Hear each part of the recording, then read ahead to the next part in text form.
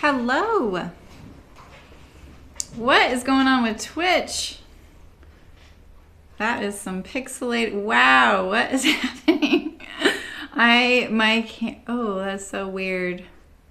I don't know what's going on Twitch. YouTube looks fine, but my face cam is superimposed on top of my stream beginning thumbnail. Kooky stuff. Let me see if I can refresh this and maybe it really doesn't look like that. Oh yeah, it really looks like that. Well, I am really sorry, Twitch. I don't know what is going on there. That is the crazy. I've never seen that before. Wow. Hi, Malin. How's it going? Dang, Twitch, I don't know what's going on there. There's some crazy stuff happening on my stream for you guys and gals there. YouTube looks fine. Oh, it looks like Twitch might have crashed even. Let's see. YouTube looks good. So if you want to come over. I don't know what is going on there. Anywho. All right, well. Back to business. How are you guys? Do you have a good weekend? Can you see me and hear me okay, Malin? Everything look okay? I'm actually really into where this is going. And we got a lot done the other day. I'm kind of surprised.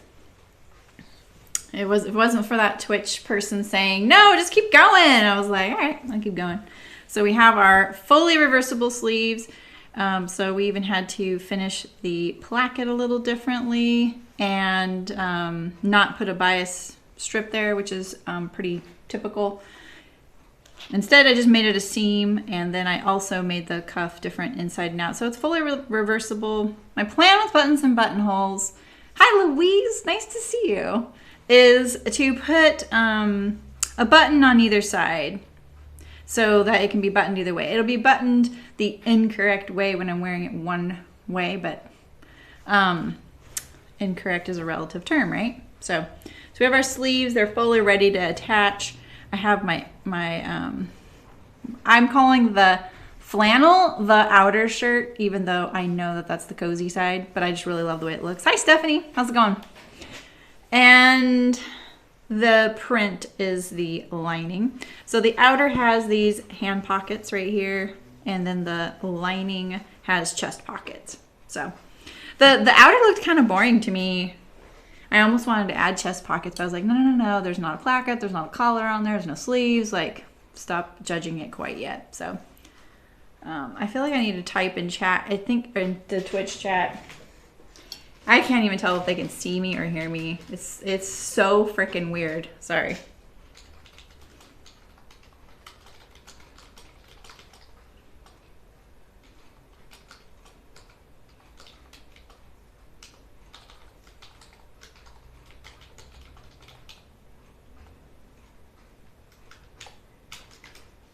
All right. Well, anyhow.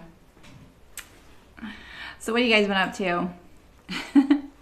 All right, so we're gonna be sewing the collar, and I'm making that reversible as well. I mean, I feel like with collars, it's kind of tricky to be truly reversible. I'm gonna do it, but I think you will see some of the print one way or the other. So I'm gonna lay it out right now and see what I think, because my idea. This is my interfacing. I'm actually using just a cotton poplin for the interfacing. I feel like that'll be perfect for this. It will be nice and stable, especially for that flannel layer, which is pretty, I don't know, it's not an open weave, but it definitely gets thready. So it's definitely more relaxed than, say, the quilting cotton that I'm using as the lining.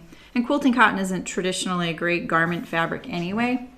We like to use it because it's cute, but it's not the greatest. It'll be great here because I've put so much fitting into this, you know. I put the structure with the back princess seams, and I really custom fit this, so that always helps, you know. So, oh, that's cool, Louise. I've never been to that one. I've been to the Edinburgh Yarn Fest, but not the knitting and stitching show. Have you been before? That'll be fun. All right, so if this, so this is my idea. If I put, I actually trimmed a lot of this blue off of the rest of the shirt, so I just need to do it on these pieces here.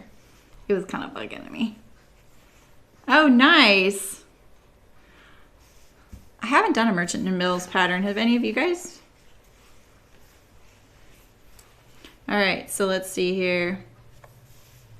All right, so my idea is if I flip, so if I put the collar and the stand opposite of each other, when I'm wearing it, let's just pin it together so we have full visualization. So we understand exactly, I mean, you're gonna see my seam on one side, like, cause the way I'm pinning it right now. It's just like, this is our way of doing our muslin. Just visual, a visual muslin for fabric placement. Okay, so if this is my collar, as I'm wearing it on this side, I will have print and print facing out, right? If the garment's not being worn, you will see the flannel on the inside. No big deal, right? And then on this side, if I am wearing it, same thing, right? So this is my idea. I think it's gonna work. So, anyhow, let's do it. I'm ready.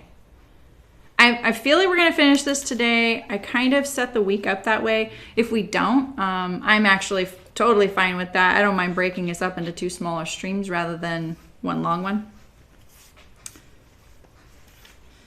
So, I'm losing my shawl. I probably can take it off soon too. That's cool, Louise. So what are you planning on doing there? Are you planning on shopping somewhere in particular, or are you going to, have you been like saving up your money? It's knitting and sewing, right? And like other stitching crafts, right? That's pretty cool.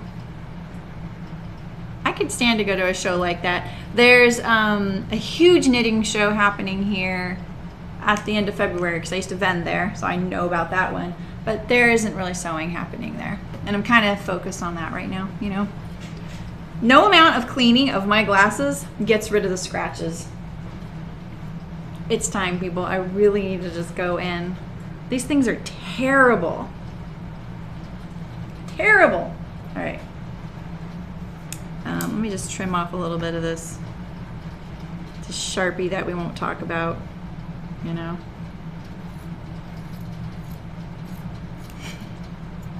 What was I thinking?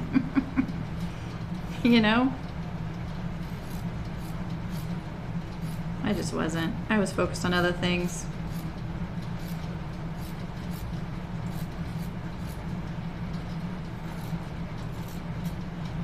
Okay. Let's see. Got a big chunk here.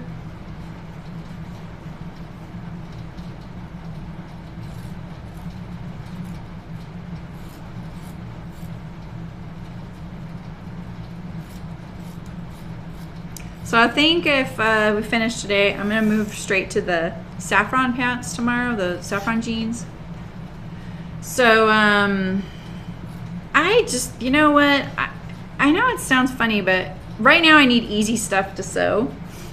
And I know I'm not trying to like, jeans are easy for me. You know what I mean? Like certain things are just easier than others. And I really like really structured style sewing. It's just the kind of sewing I like.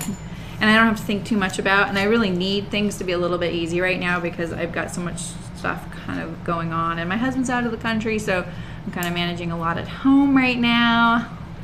I did so many things this morning, I was almost late. And that I have that project already because it's a Hearts Fabric sponsored stream, so I forgot I have to pre-wash the fabric though, so that's my only thing I have to do, and then we're ready to do that. And they actually requested my size. I was gonna ask them, I was like, hey, can I do a different size? And I realized, oh, they only trace off the size that they, you know, that I'm gonna sew. So it's my size, darn it. So those are some saucy jeans, you know? Oh man. Okay, why can't I see my chat? Okay, there we go. Oh wait, There we go. Fabric Godmother. Oh, good. Fabric Good Mother. Okay. That'll be cool. Oh, you're taking a couple workshops? That's awesome. Awesome. Oh, thanks, Louise. Yeah, I really like that kind of, that's exactly the kinds of things I really like sewing.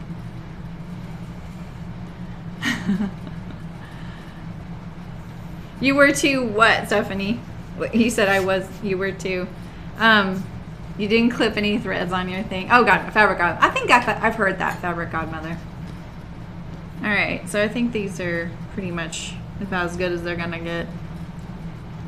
All right, so let's sew our collar. So the only funny thing about this is that because this is reversible, I kind of want my collar to look the same on both sides. So I don't have technically an under collar, but I can walk you through sewing an under collar if you need that, just in case you're making a classic archer. But I do have a couple of other videos sewing the archer in the very classic way.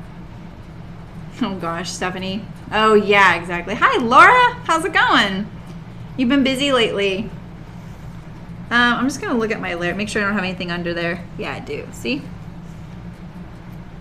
It always pays to look, well this actually, let's see, where's my, okay, I don't care about the right side of the fabric. I just care about wherever this is gonna be between. Make sure there's nothing on this. And then I'm gonna put it to, I really wanna put it on the flannel side, this, because I'm only using a poplin, a washed poplin, right? Oh, great, Stephanie. That's awesome. I'm glad those are on your list. Yeah, very busy. It happens. So I feel like the poplin's a really great choice because if I do the fusible interfacing, it'll make one side look a little different than the other, like more different. I really wanted to add this to the flannel side so that it added the stability to the flannel, but at the same time, the flannel doesn't need any more thickness. It's pretty gushy. So I'm gonna add this to the quilting cotton layer. There's a lot of ways you can go with this. I don't feel like there's one right way. I really like using fabric as an interfacing. You'll see me do that a lot. It doesn't mean that I think it's the only way to do interfacing. It's just the way I'm very comfortable with it. And, you know, interfacing is relatively new. It hasn't been around for very long. I feel like I remember it kind of coming about, you know.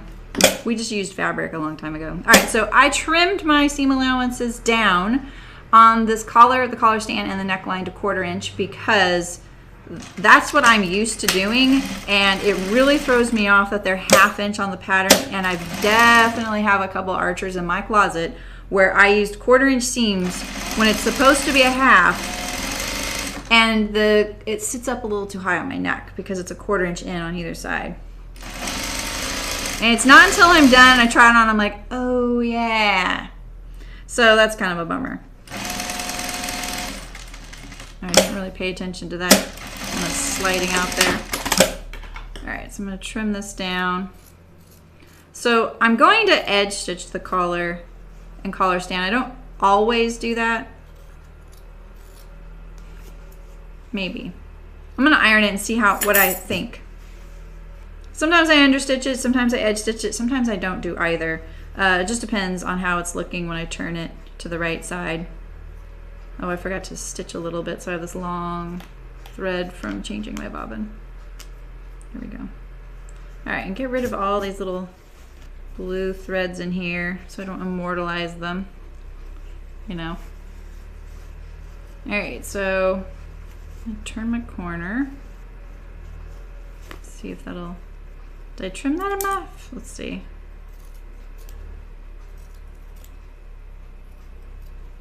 I try and get as close as possible without like all the way getting down there because I can have problems, especially with these like loosey-goosey flannels, you know? All right. The best part about this is mine. I get to keep this one and I'm kind of excited about it. I wear this flannel at the house a lot that has like the fake Sherpa for the front and the back. And then it has like a nylon quilted sleeve.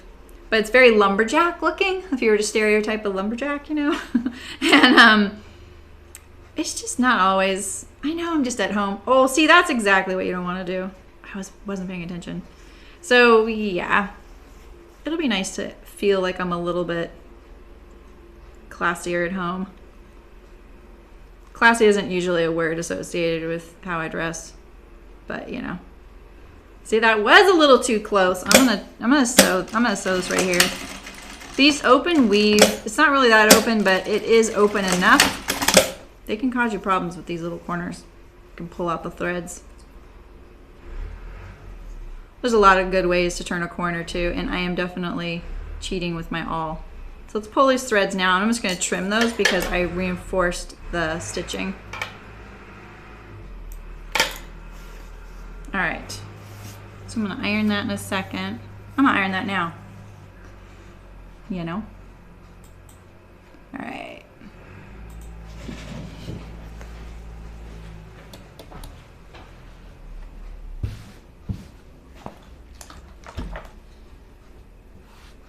Okay. I feel like these fabrics look a lot better in person too compared to how they look on camera, especially this floral.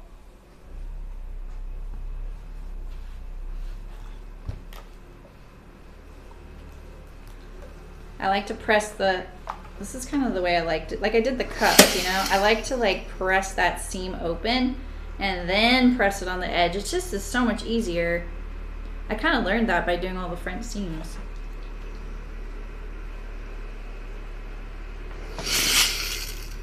So let's try and do it here too. Doesn't matter which way. I just press it. Just iron it. So that's nice and flat right there, you know. And now I want to get this right on the edge. Because they're both the right side.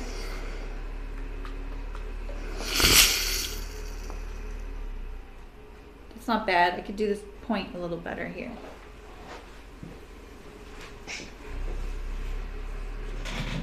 Ah, Louise, totally. I've been thinking about that too.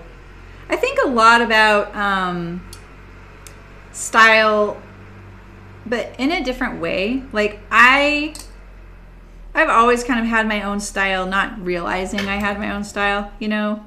I think when you make your own clothes too, because your selection is a little more limited on what you get on one hand, but it's wide open to you on the other, right? So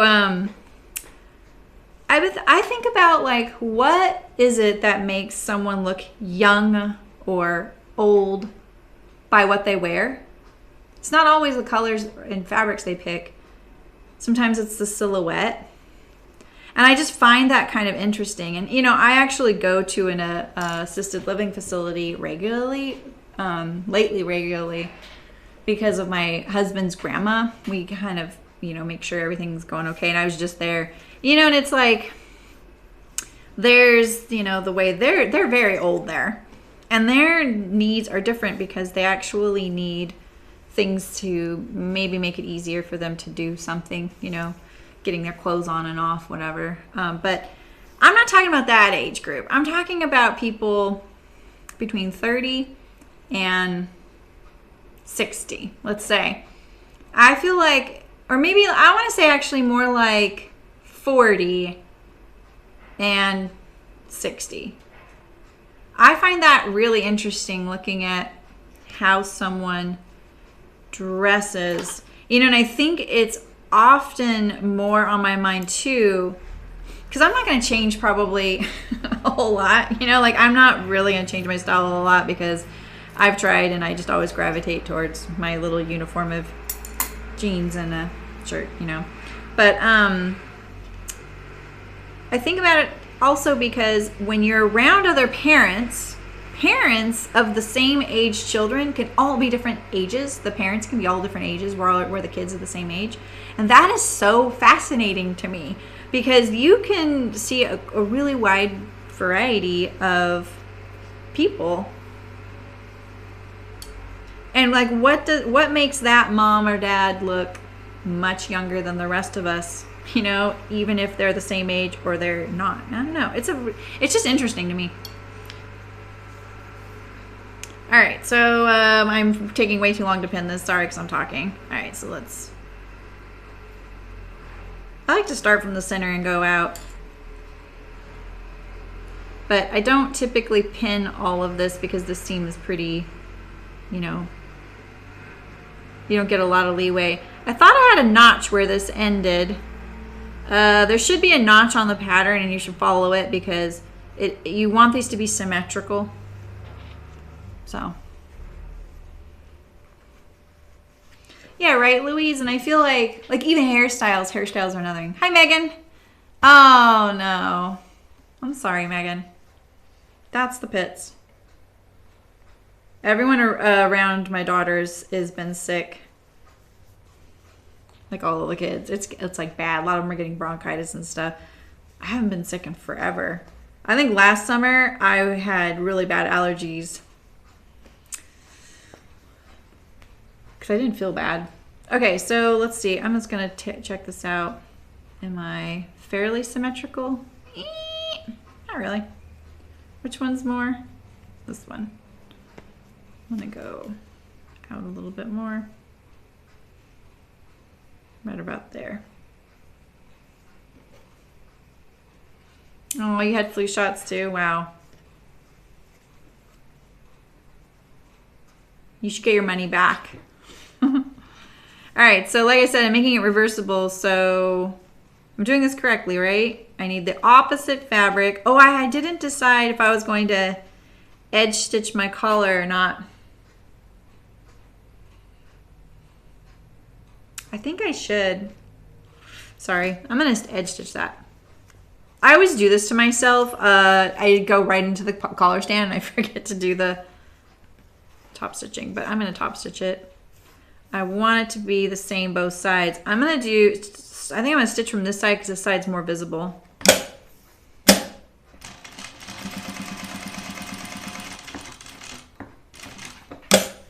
So usually the Archer button-up has an undercollar and it's cut in two pieces and they're on the bias. And that kind of helps pull your collar, your undercollar under, and so that you don't have any of it kind of creeping towards the outside. There's lots of ways to do an undercollar, you know? And it's, my favorite way is a piece that's on the fold and then you carve out, you know, like a little bit here and on the sides, like down to, like I would carve off 1/8 of an inch here to nothing at the point on the undercollar. That's my favorite kind. Because then I know for sure that it's gone. I felt that happening, that little soft corner there. I'm going to fix it.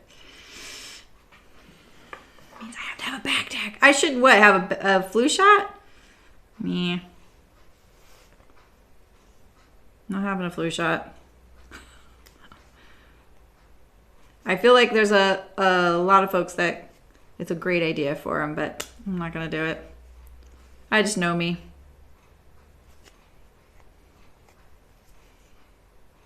All right. My mom's a retired nurse too, so I've heard it all. It's not that I don't believe in them.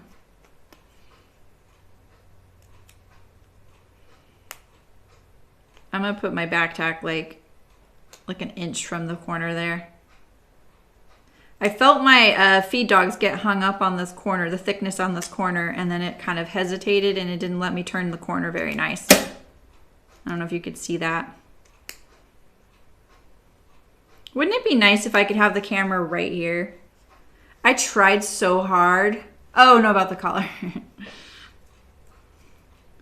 mean, I didn't have to say any of that about the flu shot.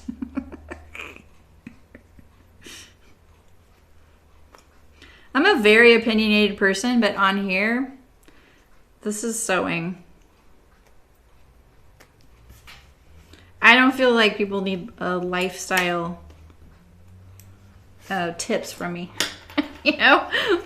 I feel like that's such a weird combination of seeing a really successful person in a certain genre, but then we're also looking at the way they eat and how they store their clothes and what lotion they buy. I'm always like, what? All right, I'm gonna try and get my needle right where those stitches were. I think I did it too. All right, so this time, I'm not taking no for an answer here. Ooh, it wanted to do it again. Did you see that? Dang. I have this one little thread right here from taking it out. Perfect. That looks pretty good. I can't see my back tack. Let's see how it looks on this side. Oh, it doesn't look so good on this side. Dang it. Let's see if I can clean it up. Oh, really, Beverly? Hi, Beverly. That's good to know. I'm decided that I really do need to start looking at more YouTube sewing channels to get ideas on like what I might be doing wrong, you know? Like not meaning like, what am I doing wrong? Just like things I could do better, you know? Things that are probably really normal and I didn't know that those were normal things I should be doing, you know? But I don't know. I've always done things. I couldn't find any live sewers. And doing the edited thing is so different. It's so forgiving that I just didn't want to get tainted by that. And then start feeling like I had to do that. Then you watch me. Oh, I don't know about that. I mean, there's definitely some sewing channels I'm like, yikes, you know? But to each their own.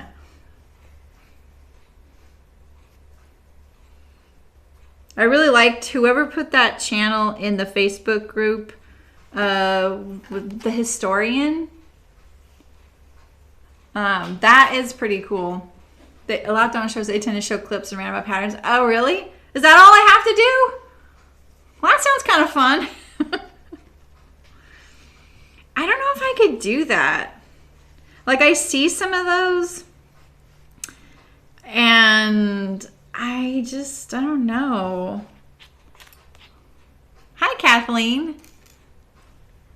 Why is my camera like right in front of the chat? I'm gonna move it over. Maybe I keep looking around it. Maybe I can do this too. The Uvita top. I haven't heard of that. That's right, Laura. I do me. I'm really proud of myself though. I looked at my entire year. I looked at all of my expenses, like what I spent money on. I looked at all the places I get income. You know, like Society 6, I made $17 last year. I got to include that, you know. And, you know, like my Spoonflower money makes me about $30 a month. But all those little bits, you know, they kind of add up. But it's just a lot to manage sometimes. So I don't put effort into promoting everything, right? And then I made myself a goal, and that was really good. And also I was like, all right, and you're going to start asking for sponsorships. So I'm getting there. I got to start, you know, my rent's getting renewed soon. So it's time to be serious. Okay, so I'm just lining up my... I'm going to do this a little differently. Oh, this is my problem. That was my problem. Okay. I'm sorry, you guys. I'm being fumble-fingered today. Okay, so this is what I'm going to do. I'm going to line these up like this. And then I'm going to put you right on top. I actually have never spent this much time trying to line up the front there.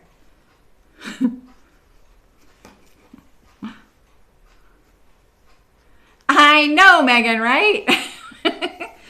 You know what I did notice, though? So I follow the streamer that I follow her on Twitter, but I don't watch her because she streams at weird times.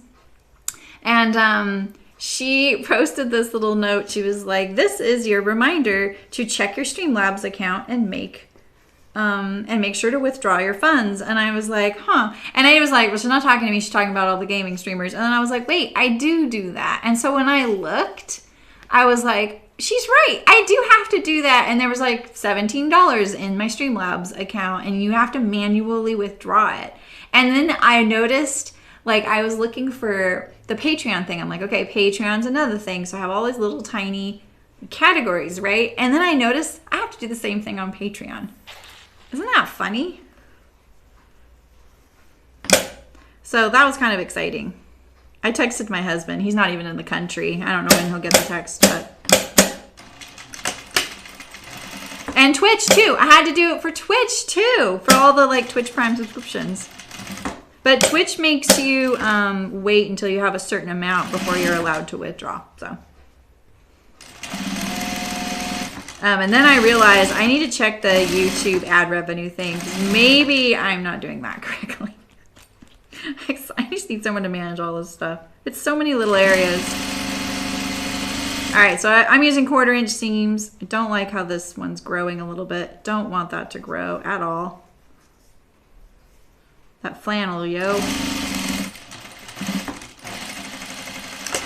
I think you can be far more accurate with 1/4" seams, especially on these little tight, small pieces. 1/2 inch is really hard to go do a nice smooth curve on a 1/2 inch seam is pretty, it's just less accurate, you know? So why can't you make it machine? Why can't you make the bag, Megan? But your machine, it doesn't like the thickness. So Kathleen, who's that company? What's the Uvita kangaroo pocket shirt? Like, who's that company? Or is Uvita the name of the company or the pattern? And I'm looking around to do some, like either the Hudson pants. Are you still needing the Magnolia dress? All right, I'm just looking at, I can see the ink. That's what I'm doing right now. All right, so we're gonna trim our curve. I need to just pick up the pace here. Yo. Ooh. Gina! Hi, Gina. Is that Gina? How's it going? I don't know what happened to Twitch. So weird, that screen is still locked. Oh, it's the Stitch. I like her patterns. Oh, Megan, okay. What pattern is it? I'm gonna iron this. Look at me being all responsible. Hi, is your baby napping? That's the Gina I'm thinking of, right?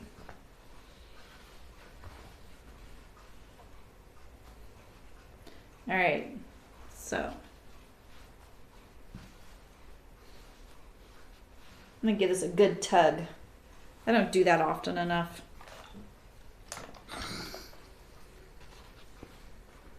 I really want this to end up right on top of itself so that it's truly symmetrical or reversible both sides.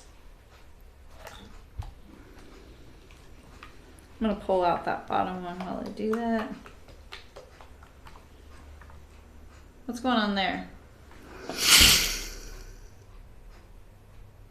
That looks weird. Is it just, oh, maybe because I clipped it. Wait, why does that look weird? I think I need to trim that seam allowance right there. Maybe I just didn't sew it straight right there. That's gotta be it. That looks super funky. I have to check that. That'll bug me.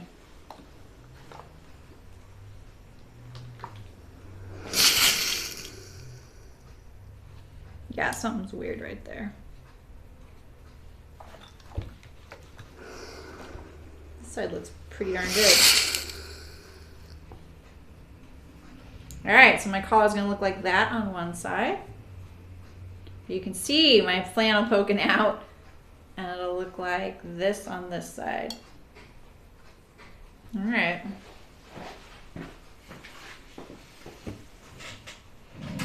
Oh, that's awesome. Hi, Hank. Hi, Jan. Hudson Pants is low rise. Maybe there's a hack. Oh, they are? That's right, you mentioned that.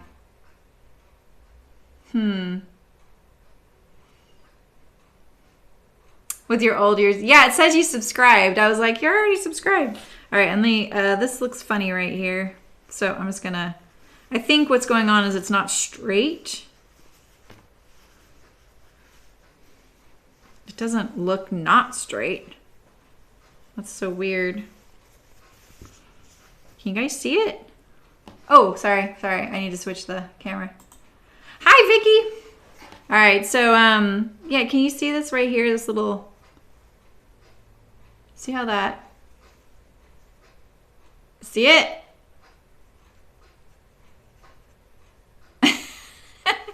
Well, Ramona, you know what? It's just the cameras. It's just the cameras.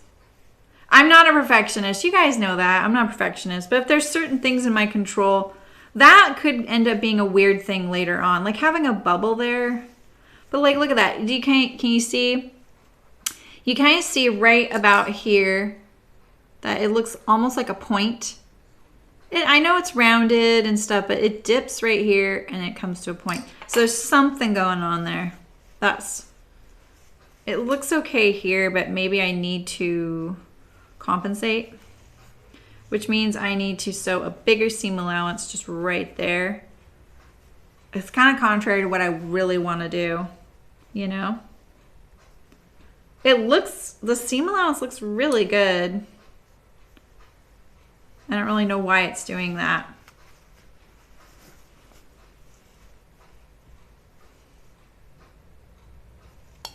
I'm truly puzzled. I'm gonna sew it from the flannel side and see. I don't know what I'm gonna do. I'm just gonna sew it here. It looks okay, but we know it's not. So that's what it comes down to, right? Let's see, did that help? I feel like I made it work. I feel like this is the part of it. I want to come down lower right there.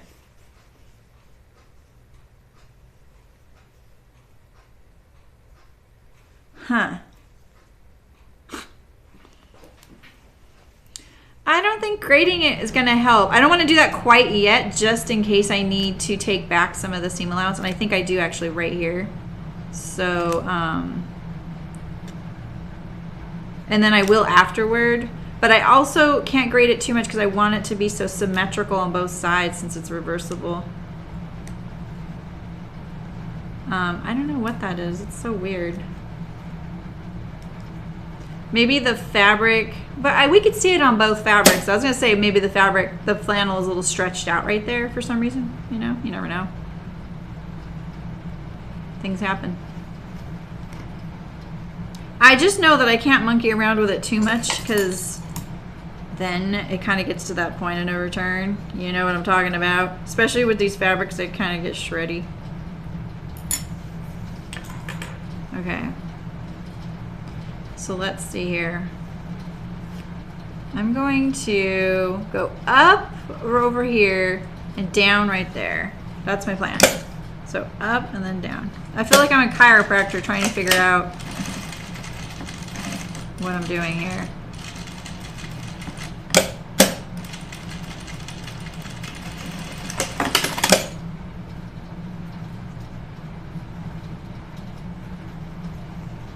We'll see. Bag, stack, sarin, sling bag. That's a mouthful. Okay, that looks a lot better. I think if I get my clips right here, it'll be fine. You can see the clips aren't very deep. I think that'll help. We'll put them really frequently. The more the better. We'll get rid of a little bit. Like that. All right. I swear, I think Twitch is still streaming. I don't know what's going on. All right, so I think I'm just gonna trim this a little bit. This is the, it's a little thinner near, you know, near the front there because it doesn't have the seam allowance of the collar. All right. All right, I'm gonna iron it one more time.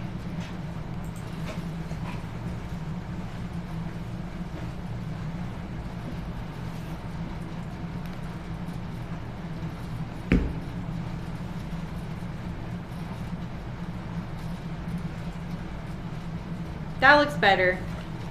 I can handle that. you know? That's really what it comes down to, people. What can you handle? Oh wait, this is the side, isn't it? It's this side?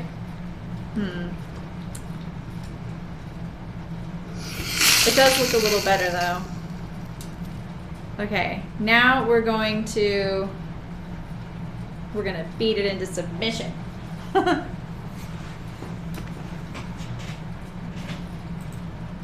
then we get to attach the collar. So that's good. All right, so I'm gonna sew it from the flannel side.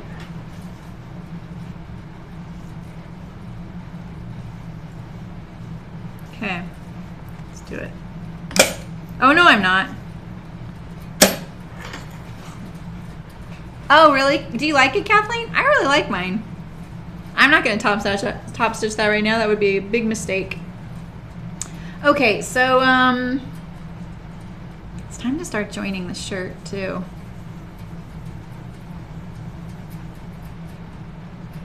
We've got to be very, very careful now. Okay, so I've got my outer shirt here. I'll put my lining in there.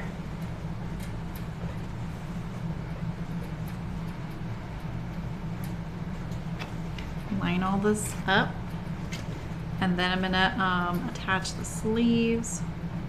So the placket, I'm gonna need to do my placket right now. So I'm gonna sew this right sides together down the center front, and then I'll have a finished edge. I need a finished edge right here. My bobbin's full, thank you. I did, right? Yeah, Kathleen, I think that's what they're marketed towards, is quilters. I just got it because I needed a ironing board in a weird spot when I first started streaming. And it worked really great, and I really got hooked on it, you know? I use a regular ironing board at home, and I actually use my regular one here when I'm doing like really huge things like the quilt I made, so. And the Cascade duffel coat, I used both of them next to each other, and it was nice because one would hold the weight of it, you know? All right, so you have a finished, normally when you sew the Archer, you have a placket that's already finished on the center front. So we really need to get it to that stage. And then because of the way I'm sewing it with a seam, it'll still leave it able to do the, I feel like I have to do the hem right now. That's what I'm kind of thinking of. I think I actually have to do the entire center front and the hem right now. Yeah, I do. That'll be the easiest thing. Okay, so we're gonna put this right sides together instead. And I'm going to, a little nervous about my what's it called? my interfacing for the placket. I'm a little nervous that it's gonna slip. So I'm gonna maybe do some things to kind of keep it in here.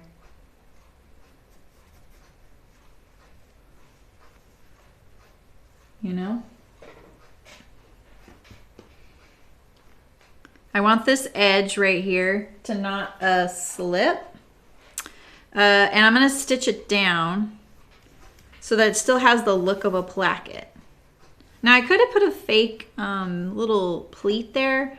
If you've ever made the Fairfield button up, they do that on that pattern because it mimics the look of a like a classic men's dress shirt. I love how you have a pin tension right there. And then I'm using the one that has 4 pins left in it over there on my cart. So I just want to make sure that this is stable because I'm going to stitch it through all layers when I have a plan. But I think I have this on a little loose. So let's pull it down a little bit. So I'm just trying to, all of this has been pre-washed. I ended up cutting this piece out of the fabric in the least wrinkly spot so that naturally when it's washed, it won't wrinkle up, you know? I'm getting better and better about that. All right, so we have that one on there. This is one of those things where you have to do all this prep and thinking, and then it all just like comes together, you know? Because once we have this seam, all we have are the sleeve and neck seam, and those are pretty straightforward. You finish them from the outside, so. This is my last weird thing to do because of the reversible thing.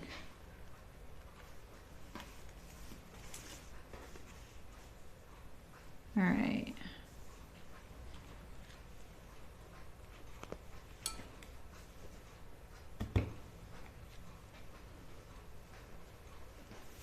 Okay, I'm gonna shut Twitch so I can see more of the chat.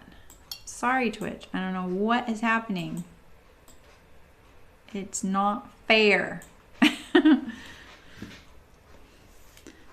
Okay, so let's see in here. Now we're gonna put this right sides together.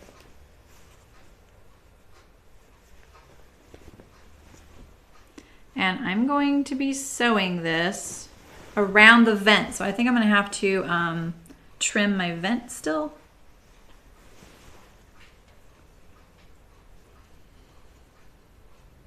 I'm gonna use some pins. There we go. I don't think I really need to, but I'm just gonna use a few to kind of tame this whole thing.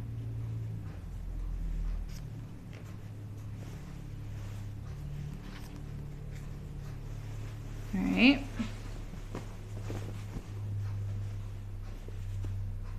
Oh, I don't have my side seams done. Why don't I have my side seams done? Was I gonna do something? Was I gonna do something? I wasn't, right? It's 1/4 inch seam, right? I lowered the seam allowance, right? Shoot, I thought I had my seams done. I tried it on.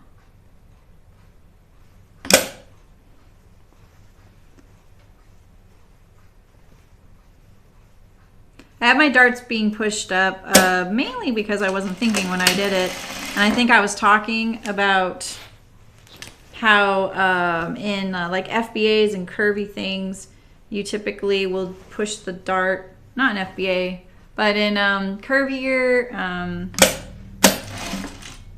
the way of thinking in curvy pattern drafting is that pushing the dart up is more flattering. And I don't have an opinion either way on that, but I did, I usually push mine down, and I don't know why, but I pushed mine up on this, so.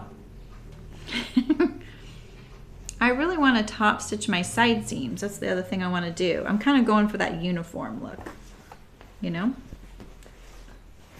I just need to pick this up. Sorry, guys.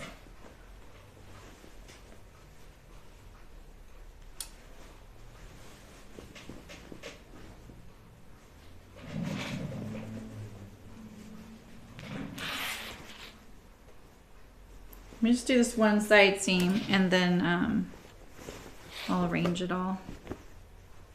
I'm doing narrower seam allowance here than I originally gave it because I'm allowing a little bit extra through the underarm for wearing this over other things, other pieces of clothing.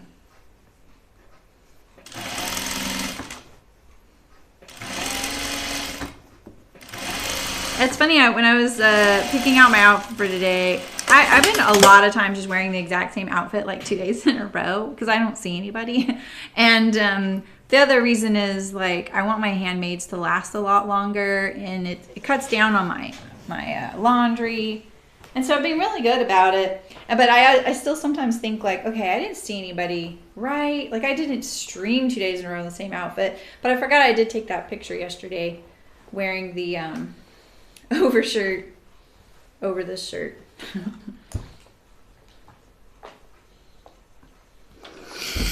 I need to make sure I get all my vents lined up. And then I think I also will need to, do I need to? No, actually I don't need to change my seam allowance. It's gonna be just fine. But I do need to get them lined up. So let's just check them right now.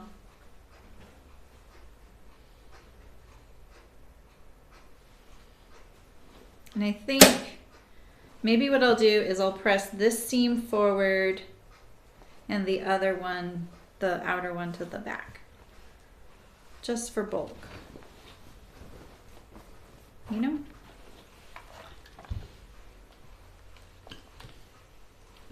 Because the other one has the hand pocket.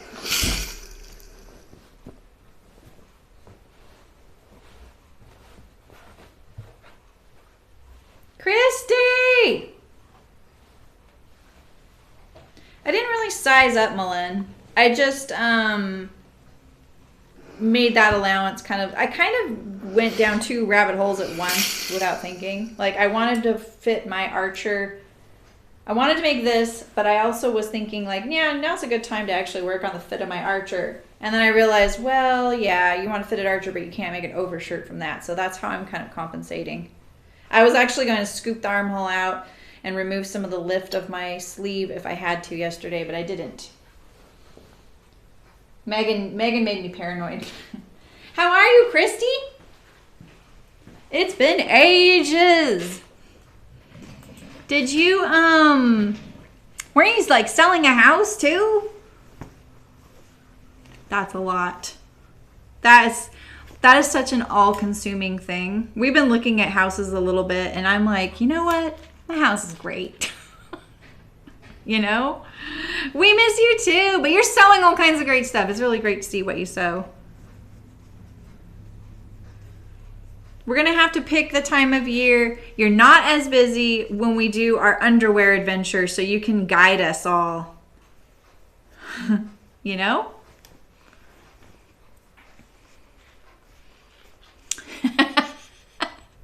Well, Louise, that's hilarious. That's so true. I had a friend in high school who wrote it on a calendar. I'm sure she's not the only teenager who did that, but it's been 2 months. Oh my gosh, major renovations. Yikes. All right, so I was gonna top stitch my side seams. Christy's distracting me. She's been here for 2 minutes. No.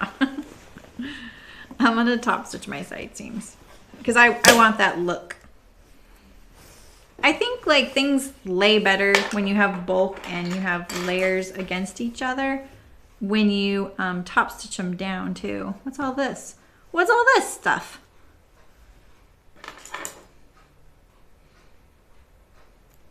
All right.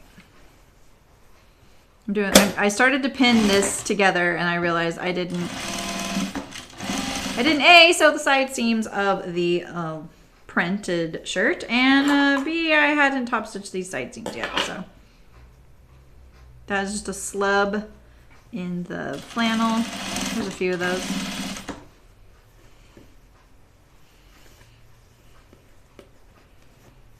Right, Christy? Exactly.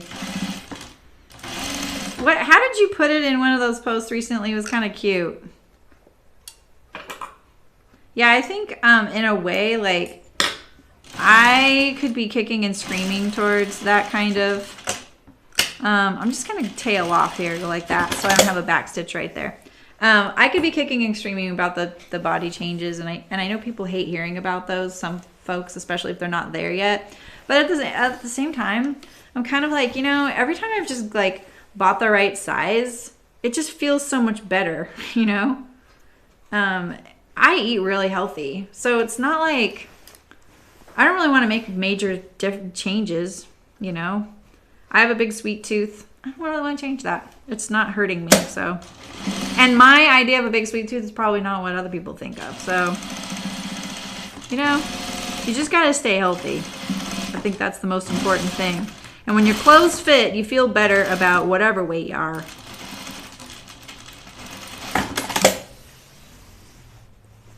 All right, see, I like the way that looks. I don't know if you can see all that. Like, you know?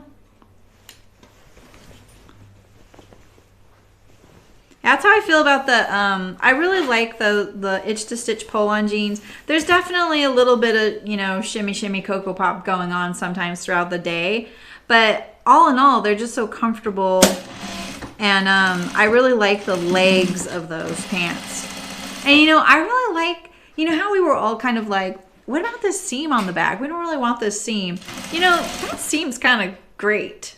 You know, it actually is kind of good fit-wise and all that. Okay, I really need... I think by tailing off, I'm actually preventing myself from getting a good seam allowance there. Who's talking and sewing?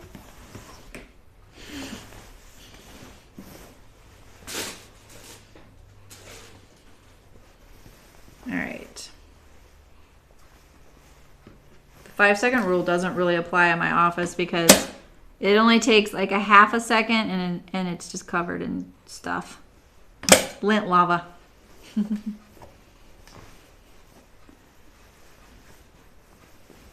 Oh, really, Beverly? That's cool. The Dahlia Society lady. I haven't heard of her. She sounds fun.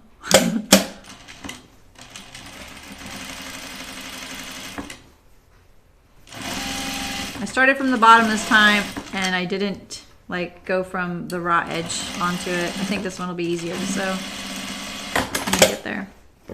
Okay. So now let's put this right sides together and we're going to sew around the hem and the center front.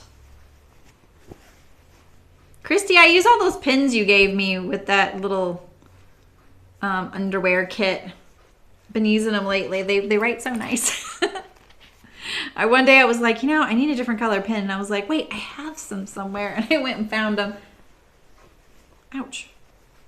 All right, so I need to figure out my seam allowance here. I'm gonna kind of treat this vent a little bit like I did the placket on the sleeve.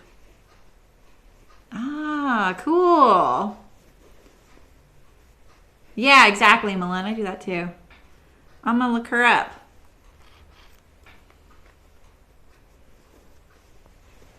Oh, you don't have to send me anything. I haven't even used the amazing fabric you sent, which is so inspiring, you know? All right, so this, I don't ever really like the way this is. It's kind of like a hot mess when you get to sewing it, you know? But what I'm gonna do is try and keep my seams stacked. I'm gonna clip into them. And I know that that way I will nail it. All right.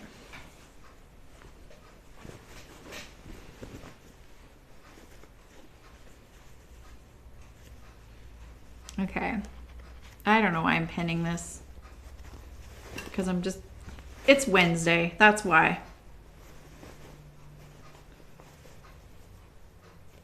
So I sewed my zip double the other day after we streamed on Saturday. And I actually made one in wax cotton. I've never sewn on wax cotton. Have any of you done that before? I know like a few friends have. I was really worried about it and it was really easy. So I'm wondering if any of you have sewn on wax cotton, have you sewn on different brands and can the wax be very different from one to the other, like more or less? Because I thought that was gonna all gunk up my machine and it didn't at all. Like I'm using the same needle right now. I probably shouldn't be, but I don't know. Oh, okay. I'm gonna check her out. Dahlia Society. Okay. Lifting pins and needles. Okay. Oh, cool, Christy. You know I made that one on camera, right? In December. All right, so I'm just gonna sew this at a 1/4 inch seam allowance. That was a fun make, by the way. I think the thing I would recommend is I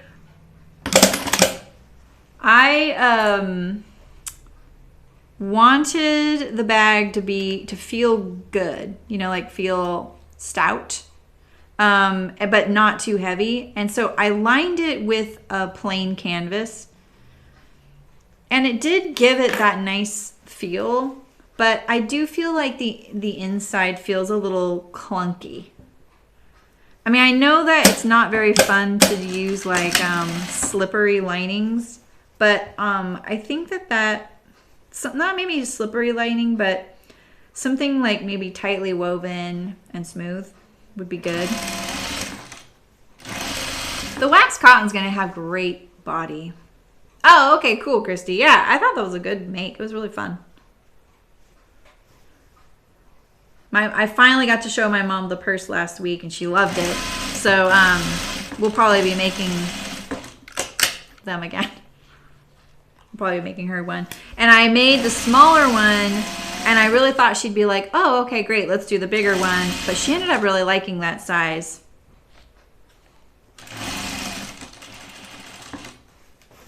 Just FYI, you know.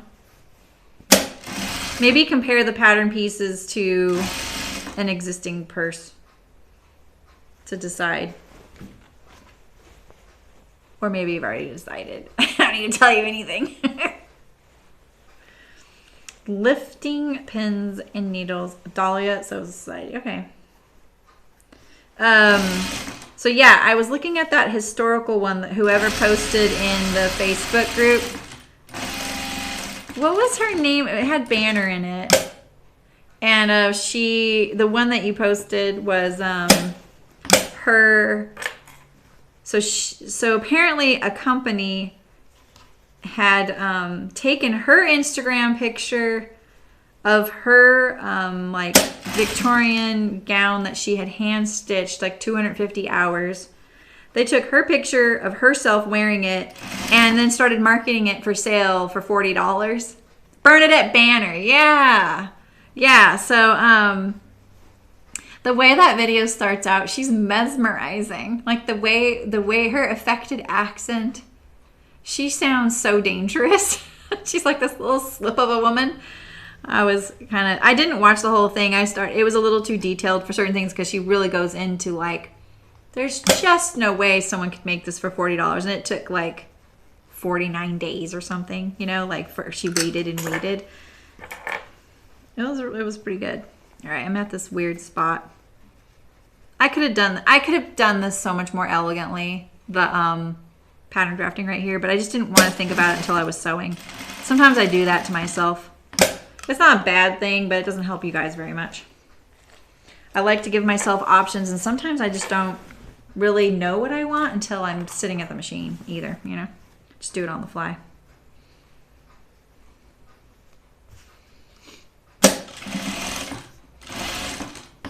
Yeah, I'm no expert in like the historical stuff, but I do find it really interesting. I've got a few books on it, and the pattern drafting books alone, they're just amazing.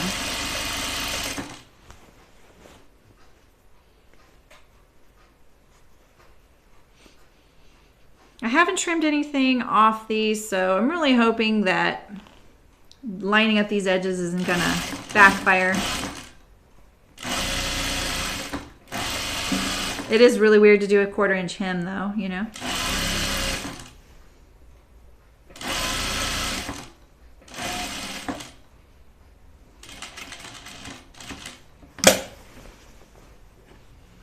All right. I'm gonna let that flannel hang off. That seems accurate that it could actually be, you know, relaxing. Why does it think it gets to take a vacation when it gets to my garment and relax, you know? Like, come on. It's got a job to do. Wait, what's going on here? Did I not pin this side? That's where I stopped, huh?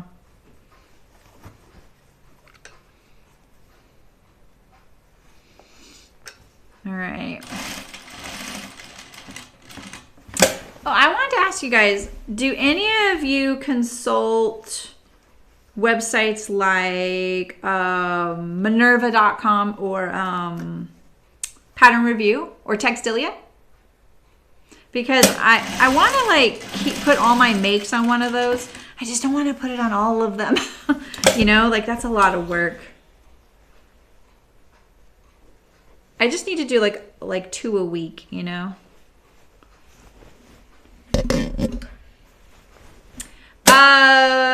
Oh, Christy. There is.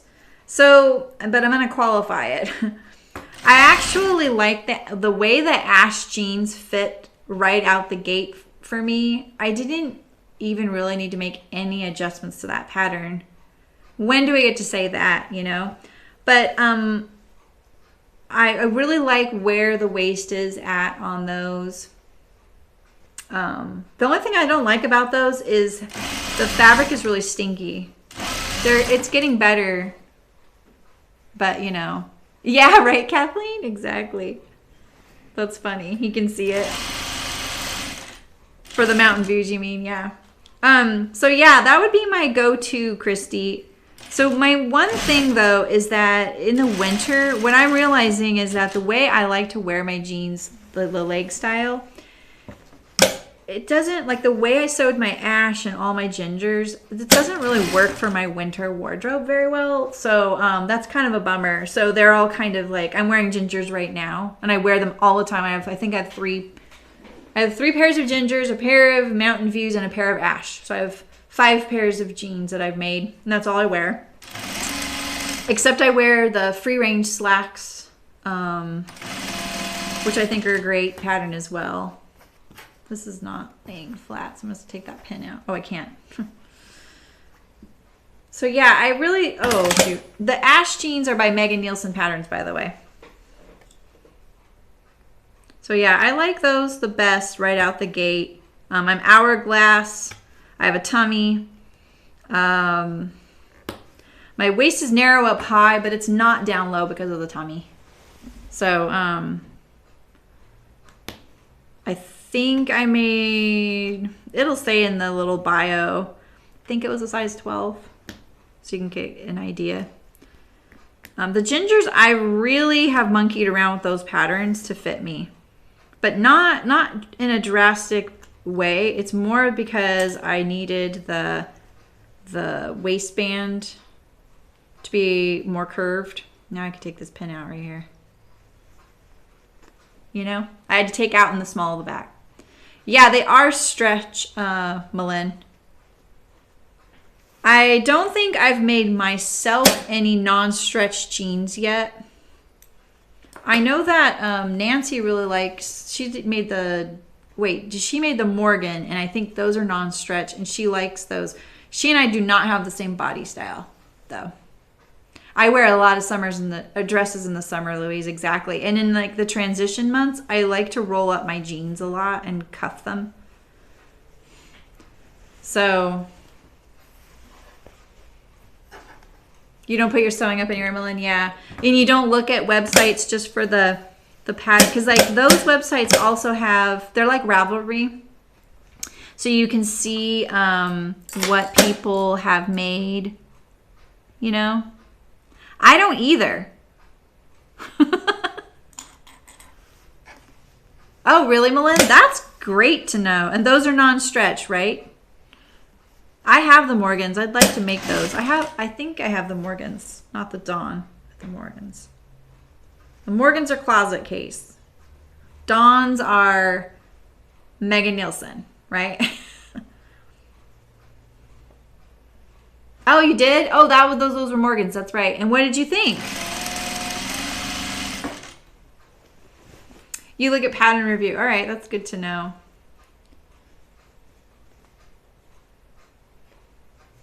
Okay, we're almost to the top here. I hope I didn't not think of something. You know? I can still turn this right side out, right? Because my arm... See, the thing is, I had to do this before I put the sleeves on. So I'm really glad I hadn't put the sleeves on. And that's because I would not be able to turn this right side out if I had to put the sleeves on right now. So, yeah. Good thing I didn't do that. I actually didn't think that through till just now.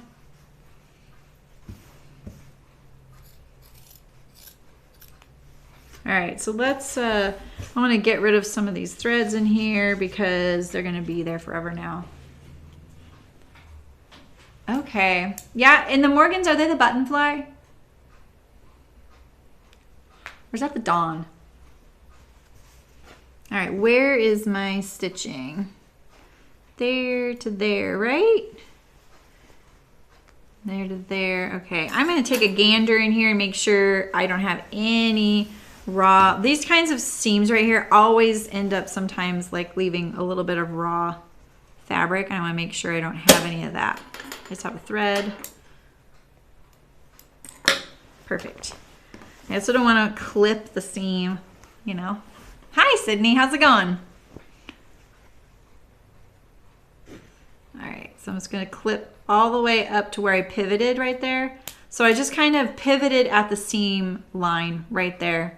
So I went straight up, pivoted, came down, and now I have this kind of, you know, messy interior here that I'm just gonna trim down a little bit.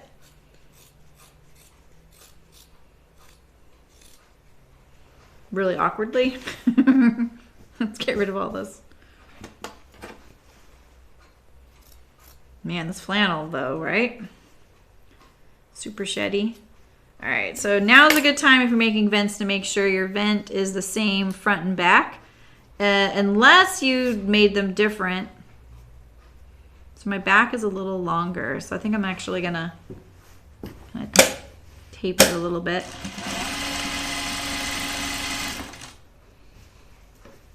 You know?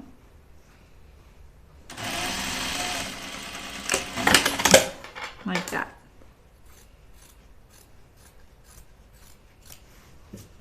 All right, so let's hope that when I turn this, it's all gonna lay nice. I wanna get rid of some of this fabric near this pivot point here. There we go. Get rid of these chunk-a-lunks.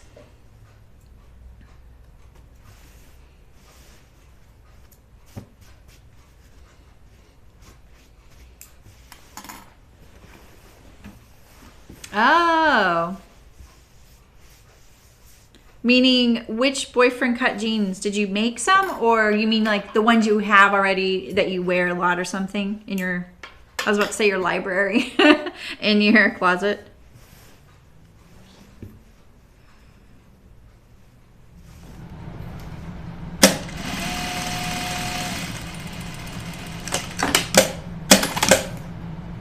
I think these gals made them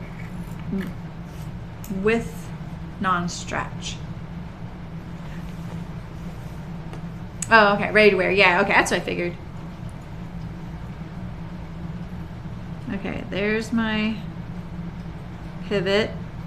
It's not easy to see. I've definitely made a mistake before, mistaking where my pivot was, and suddenly my vent had to be taller. Be a good time also to make sure your vents are the same left and right. Now I'm just gonna peek in here and make sure there's nothing weird before I commit to it. As long as I don't see any raw fabric, I think it'll be fine. All right. Just going around, trimming all my corners. And now I'm going to turn this right side out. There's no pins in here, right? Sometimes I don't remove them. Okay, let's turn this right side out and then we'll press it.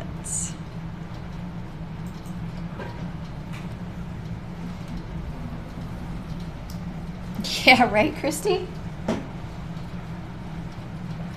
The shifting. Yeah, see, Sydney, I think I do too. I'm a toe walker, and so I don't know why I have all these like tapered jeans, because if I wear socks, like knee-high socks or like calf-high socks, which I've been doing a lot lately because it's kind of warmer than wearing a sweater sometimes, you know?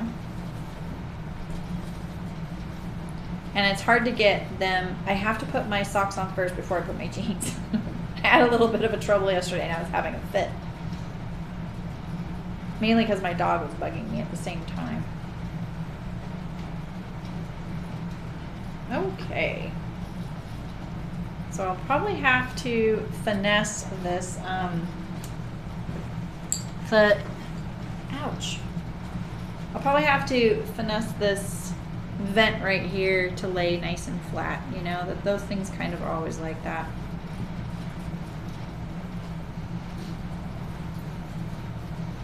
I think corners are better when I do this. I put my thumb in there, I push the seam allowance to one side, and then I poke it in like that.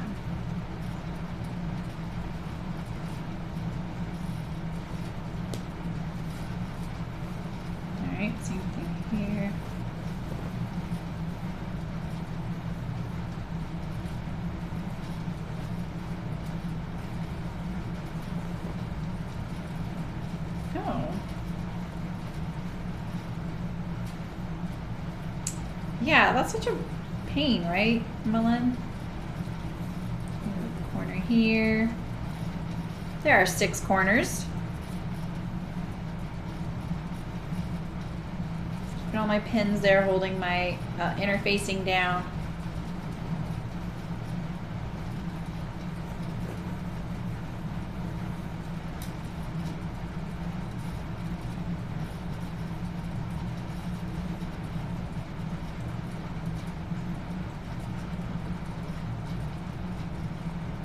I'm telling you, this Sharpie fuzz is a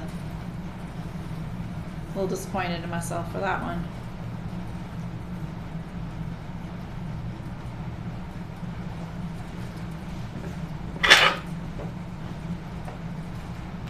You have Morgan's right now. Heavy, no stretch. I'm at work and sitting, physical and standing. Sitting is another issue. No stretch at all. My stomach keeps a bit of relief. Oh, yeah, yeah.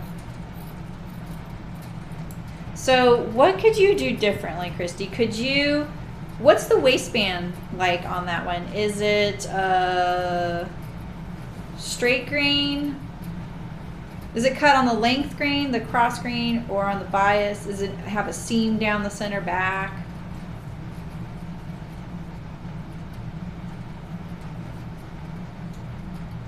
I'm kind of curious. That is one thing. I liked the waistband of the Ash the best. And I was dubious. So I don't remember what it is. I know, right, Jan? I'm excited. Let's see how these look. Yeah. It's a little bound up there, so I probably need to nip in there a little deeper. Let's see how this one looks. Yeah, it's just so many layers with the pocket. This one's gonna be fine. This one's gonna be fine. It's this one over here I need to deal with. I have so many random threads on this project. It's not like me. Okay.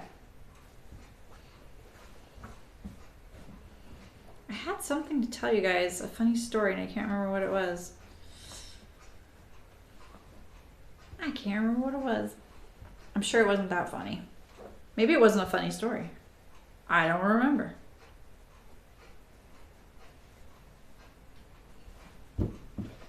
Alright, this is a little funky.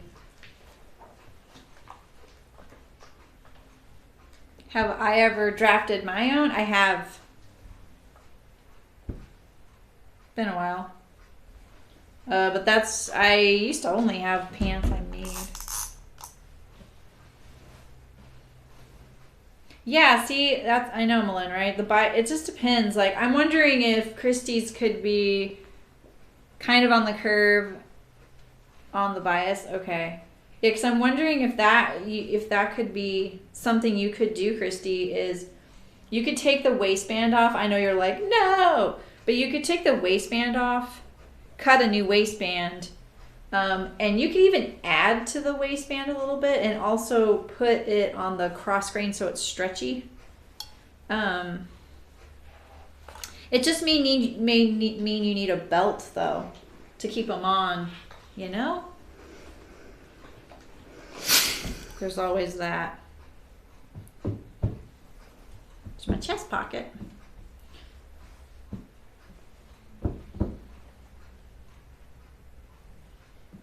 I can see my interfacing there, so maybe I'll top stitch it from this side.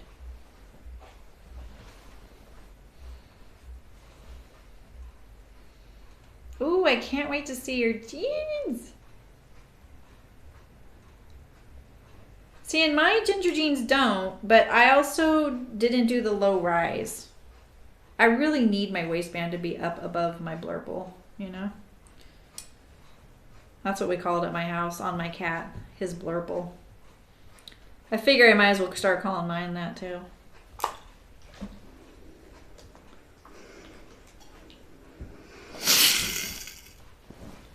Just ironing my hem, that's all. It's taking a while, sorry.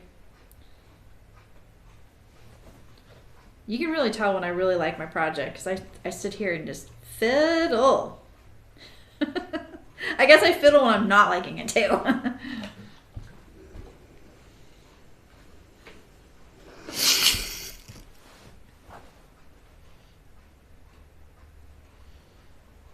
All right, let's see. I think, yeah, you see this right here? Oh, you can even see it's kind of tucked in there. All right, so yeah, let's look at that. What's this? That's just a fuzz, okay.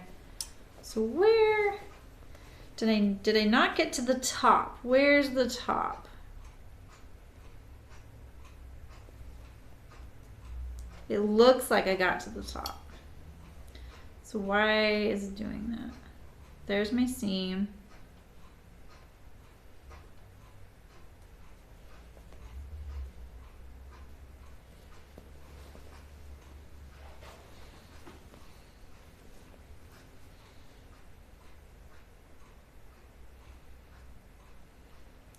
Well, I'm going to clip right here.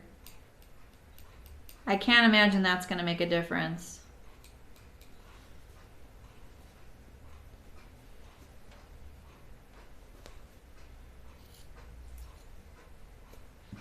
Yikes. Yeah, right, Malin? Yeah. Are you laughing at my blurple, Sydney? My friend calls it the apron.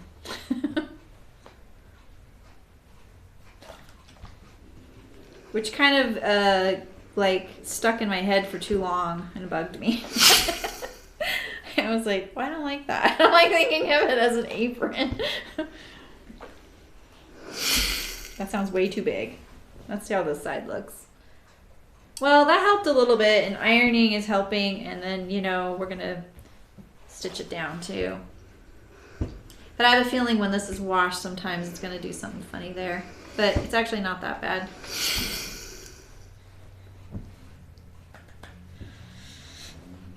Let's see how this looks on the side.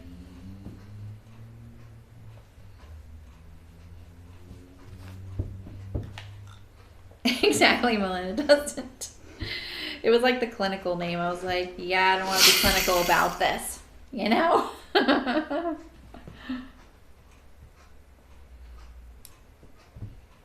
Oh, yeah. Sewing workshop. Oh, we were just talking about the sewing workshop. It's okay, Sydney. If we can't laugh about it, you know, what am I going to do? I'll be crying into my ice cream.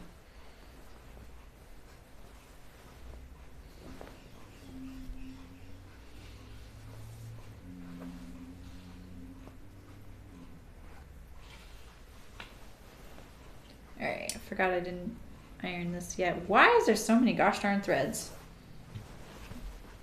Okay.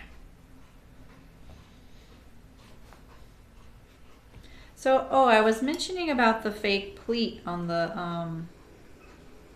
placket. That would have been a really good idea on this shirt, I think. So there's actually a lot of talk about plackets when I was in school, when I was in fashion school a long time ago. And they probably don't talk about it like they do. They probably talk about other things now. You know, like maybe it's not really a trend, it's just kind of a thing. But the way you fold the placket, there's a few different ways. There's like the budget and then there's the regular way. But one of the things you do on the Fairfield is you sew a little pleat right here like this. You just sew it straight down right here. And then you press it. And so it looks like you have a placket right there, you know, with the little pleat, which is a very classic menswear shirt. So.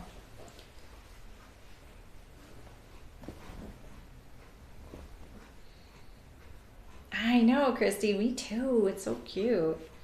When I saw this floral, I'd seen it twice and I was like, I really want that. And I wanted it for clothing and it's quilting cotton. So I was a little bit like, ugh, you know, it doesn't look like a quilting cotton. It looks like a garment fabric. So I was kind of bummed, you know? And then when I was buying the flannels for my husband and daughter, I was like, you know, I just really want a nice overshirt at home that looks not like a lumberjack.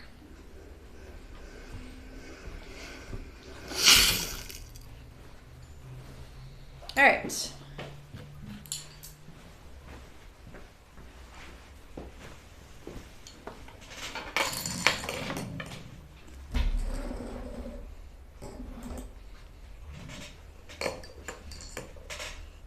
Oh, yeah, so think of it like a pleat, Malin.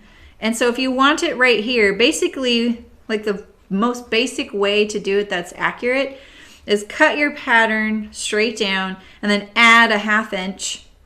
And then now you have a 1/4 inch pleat, and that's it. But when you, so then what I would do also is fold your paper as if it's sewn and press it towards, you know, the shirt, and then true up this edge so that you have a nice little point on that pleat to go up to the seam allowance. But that's how you do it.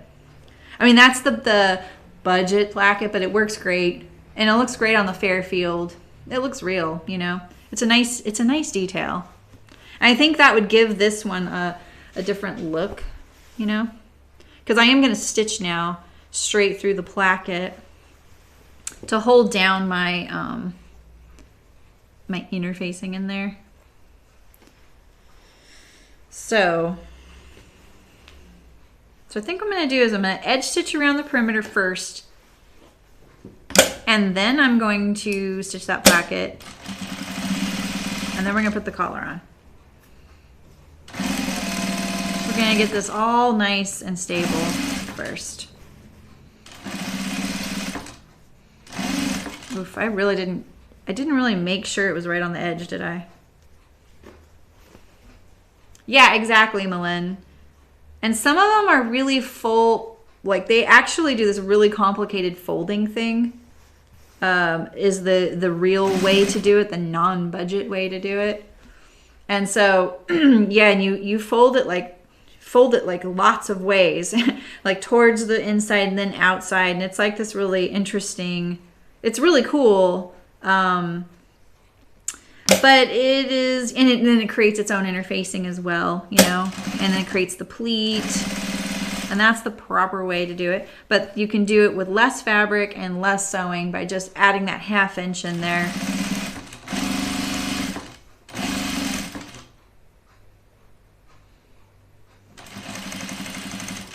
I can see my lining right there.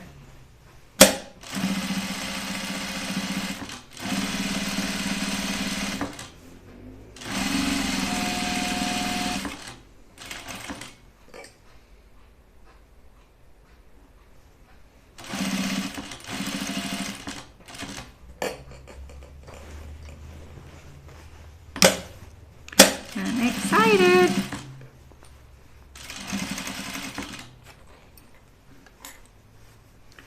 When you get to these weird little like venti areas like this, and when you have that pulling, try and keep everything nice and flat like this. Try and keep it just how it's going to be, because when you're putting it through the machine, you're kind of pulling it to do that. You can sometimes encourage that stuff you're trying to discourage. So just try and keep it all nice and flat in the way that you want it to be. And it helps it a little bit, you know. No, it does, Sydney. I just decided to make this one reversible, but it does. It has a typically there's a right front and a left front, and so you have under placket and then the more traditional one on top. So if you get this pattern, you'll have a real placket, and you don't have to do it reversible. And I've sewn it that way. You can look at other videos. I've sewn it the full-on traditional way, I think twice on camera, so it's there somewhere.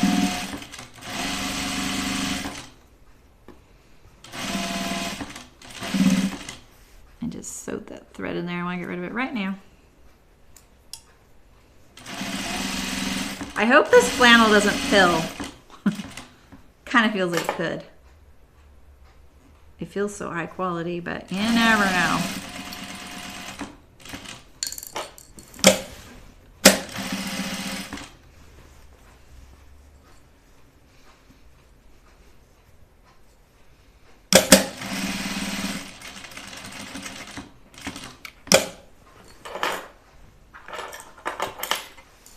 I feel like this one is a project I could actually have a lot of fun with stitching. Like after I did this, I could do another row, you know? Kind of just mimicking like this 1 inch or a little more than an inch. It'd be kind of fun. I am going to do it on the Placket, right? It looks like there's a hair right there, but it's a scratch on my throat plate. Just lost a pen. There we go. I think it is, Christy. Oh, that's so awesome. Yeah, I made 2 flannel shirts. One in the Fairfield and one Archer. The Archer I made was kind of like this, where I did the hand pockets, but I did, it's not reversible. And I did Sherpa, like cotton Sherpa for the fronts and the back. I made that for my daughter. So I made her kind of like an overshirt. And it's the, I'm pretty sure it's, yeah, Robert Kaufman. That's what I thought it was the other day, but I didn't want to like, there, you know, I don't know if you guys remember Robert Hoffman fabrics. They were both really popular about the same time in the 90s. And Hoffman fabrics is California. And so I would get them confused. So sometimes I still kind of second guess, you know. All right, so let's look at the inside, see how that turned out. It looks pretty good. All right, so I'm going to stitch this Placket down because I can kind of see it. And I just did the poplin fabric. I think if I do about right here, that'll catch it. If I put my edge right past that 3/4 inch mark.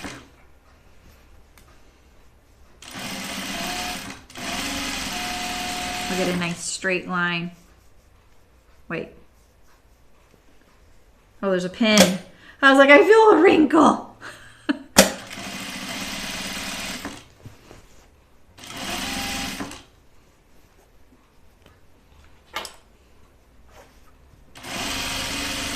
You see that little, ouch, bump on that edge there? Must investigate. See, now would be a good time. I could actually turn the corner and keep going, you know? Do I? Why not? Where else have you guys got to be? My shirt.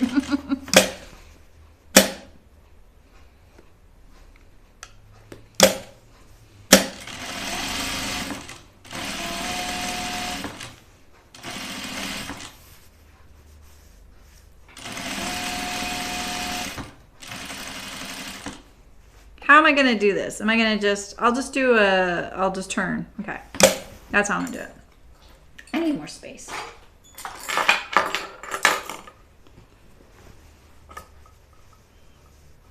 I'm gonna be cutting down. Oh, that'll be okay. The opening of my pocket. Oh, I also just decreased the depth of my hand pockets.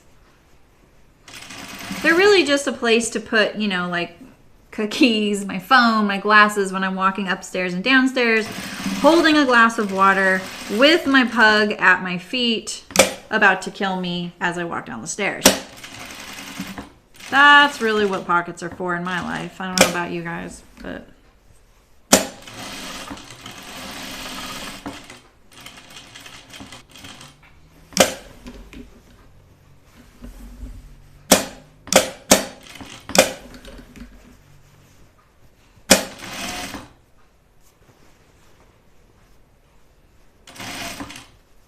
I don't want it to flip. I can see it going whoop.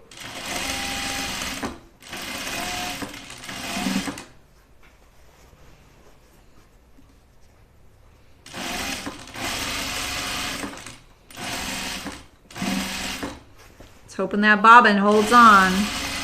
We're gonna check it after this though.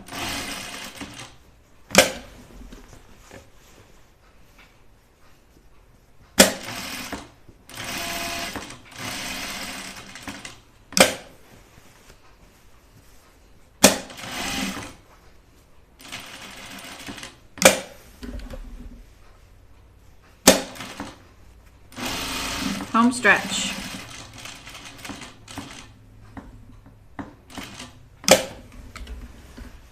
I don't know why, but this cord cord is bugging me. I moved the microphone because the cord's so long. I was like, I can move this closer. But now the cord's in my way. Okay, so now I'm gonna be able to do this side with the interfacing.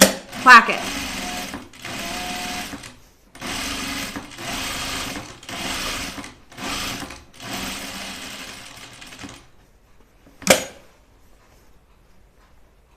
That's about right. I'm really just trying to make sure I catch the fabric that I use inside. I just cut it 1.25 inches wide because the seam allowance I picked for the placket edge is 1/4 inch. So it'd be 1 inch. So a little bit, it's a little bit narrow.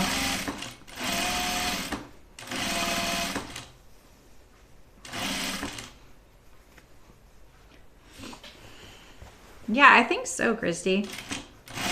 I mean, it's all cotton, which is kind of funny because I keep thinking the flannel is wool for some reason. I don't know why. It just has that kind of tweedy look to it, you know?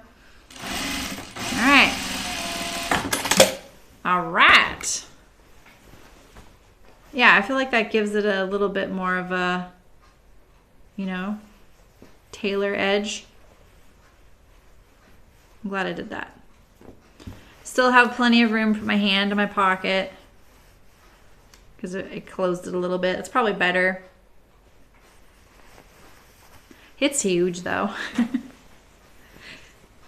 On my daughter's, I had to figure out how to make it so that I put the Sherpa on this piece here. So when you put your hands in pockets, it's really nice when the warm side is on the back of your hand. It's not so much, it doesn't make as much of an impact when it's on the palm of your hand. This is what I learned in outdoor wear. We worked really hard on that. And so sometimes we would just top stitch a piece of polar fleece right here on the inside because that didn't have to be seam sealed as long as it was inside the pocket and not near the seams. It doesn't matter if your pocket can get wet because it was a self-draining pocket too. So I had a drain on the inside, a piece of mesh in the corner of the pocket. The trick is because you need it to be able to drain out of the water. If you fall over in your boat and your pockets fill up with water, you wouldn't want them to weight you down. And so, you know, even if polar fleece is wet, it keeps your hand a little warmer because, you know, it's not like the plastic garment because, you know, I mean, like synthetics are all plastic basically. And it worked a charm. It was really great. It was a really fun pocket to design too, you know, like coming up with all that stuff. All right, collar or sleeves, you guys? Yeah, exactly, Christy. Yeah, and I have a lot of hand knit sweaters and shawls I'll wear too. All right, so I just want to make sure I don't have anything like, you know, sagging. Everything's flat inside here.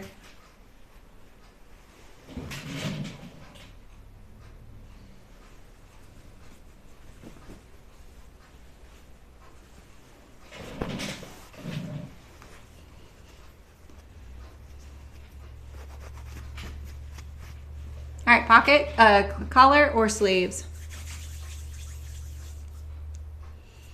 I wish Terry was here. I can always never remember the, do I do the flat fold seams?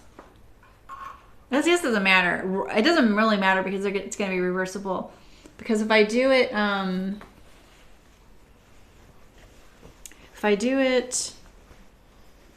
right sides together and then fold it over, right? Oh wait, is that gonna work?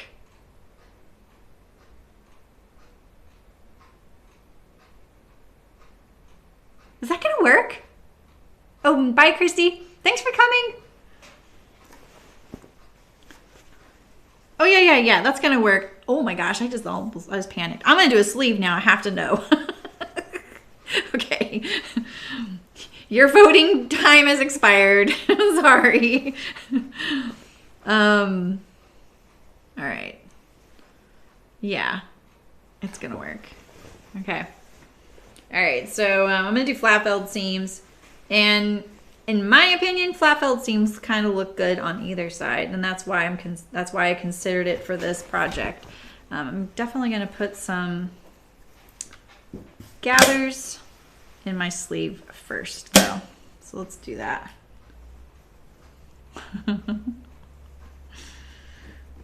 I just started thinking like, wait a minute, are you guys, I don't know what I started picturing, but it wasn't accurate. Phew. I have a 3/4 inch seam allowance for these flat felled seams. And I do have some ease. My sleeve, I really changed the way the sleeve fits. I brought the shoulder line onto the, I brought the armhole line more onto the shoulder, so the shoulder is right there. And I added a small lift to the underarm, and you can look at the cutting video. I talk a little bit about that and what a lift is, but I just like it so when I lift my garment up, the whole garment doesn't like go up, you know, it kind of helps that a little bit. So this isn't the archer sleeve really, but the archer sleeve does fit really good. You don't have to do all that. I just wanted something a little more tailored. That's why I did it that way. All right, so let's put these gathering, and I'm not really going to, so I'm kind of setting the sleeve the exact same way you normally would. I put in the gathering stitch right inside the seam line. I didn't lengthen it very much because I kind of like it to stay a little bit tight so that I don't have big gathers. So when it's a little tighter, you tend to not get the little like bump of the gather, you know? So if you're ever setting in a sleeve, don't put big long stitches because that will give you gathers like a gathered seam, like a skirt or something. It's kind of nice when you can kind of keep that edge still nice and flat. But see, look how much I've drawn it up a bit. My machine, I never tell you my settings because my machine isn't like, I don't know, it doesn't make sense to me. So, because I have it right now on like a little over 2.5. So that for me doesn't speak anything. I like speaking in like stitches per inch or millimeters or something like that. This might be millimeters, but I don't know. I've never tested it. So, all right, so I'm gonna put some pins in. I'm just gonna line up my underarm seams.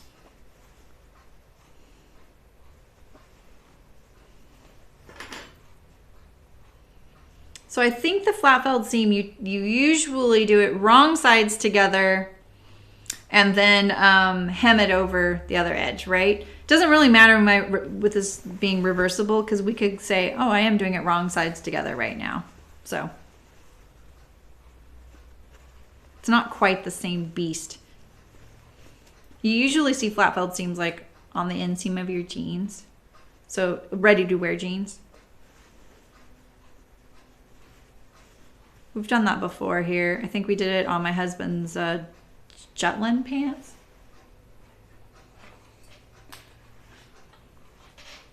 And I think I did it on the Ash jeans as well.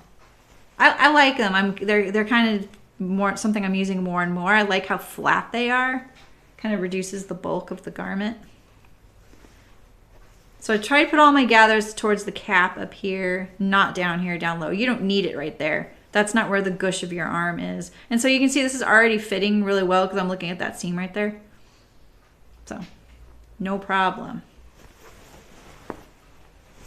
Sewing a muslin helped, but I did want to make sure.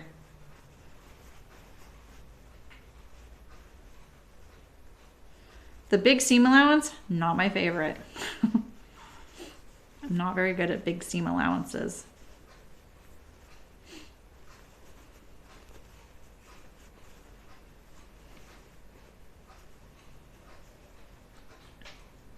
I wonder if there's something I can do about the twitch issue. That's twice now that happened. Last time it happened like in the middle of the stream though, because I remember Bryant came over. Okay, I'm just gonna do one sleeve at a time, right? You know, why not?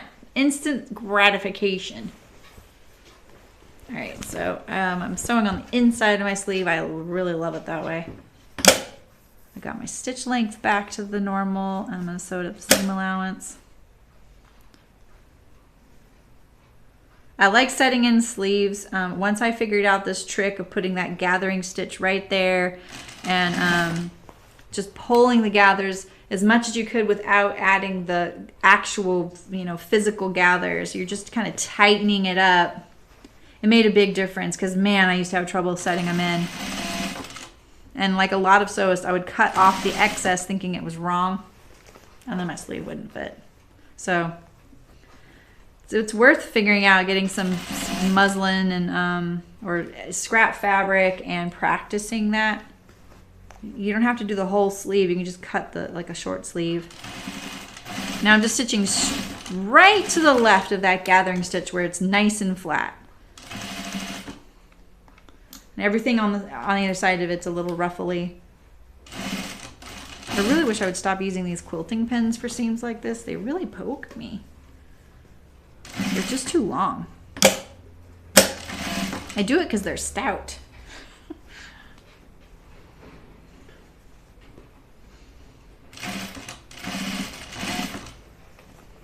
Just try not to get any bumps in your gathers there. Smooth them out. If you get one, maybe you can kind of smooth it out after you sew it sometimes, or just pop out stitches on either side of it and smooth it out. It'd be nice if the gathers were needed in this little curved area, since that area is so stretchy, right?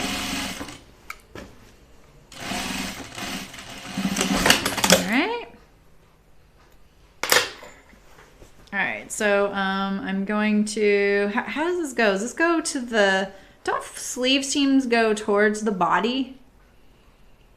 Do flat felt seams go towards the body or towards the sleeve? I feel like they might go to the body. Is that true? Let's look how my sleeve looks though. Yeah, see, so it's nice and smooth. You can see I have this nice little curve right here. There's so much seam allowance in there, it's kind of making its own sleeve head. I think, Dad, do you guys know? Let's see. Because see, this would tighten up the armhole. I think you go to the body. See, because if I did this towards the sleeve, this is too short. So I think I do the sleeve towards the body. I know, normal seam allowances go towards the sleeve, but I think flat felled, they go the other way.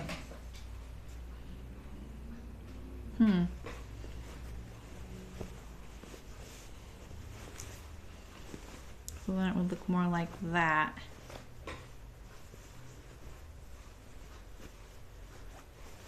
You'd see my wrinkles in it.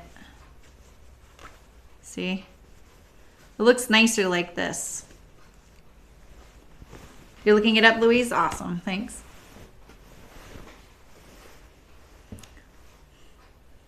Because you know, this little edge, if you measure this edge, I mean, I can probably do it, but I feel like this right here, I mean, you can tell it is. This is longer than this. So if this side is going stitched onto the sleeve, it's going to pull the sleeve in. I don't want to cut it until I know, because there's no going back from there. I can get rid of my gathering stitch though. Is this it? Wait, I think it's on this side.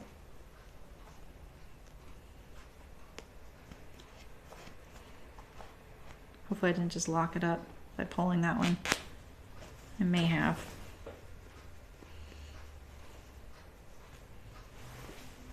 Yeah, I have I have this really great sewing book that I got in college, and that thing was really helpful.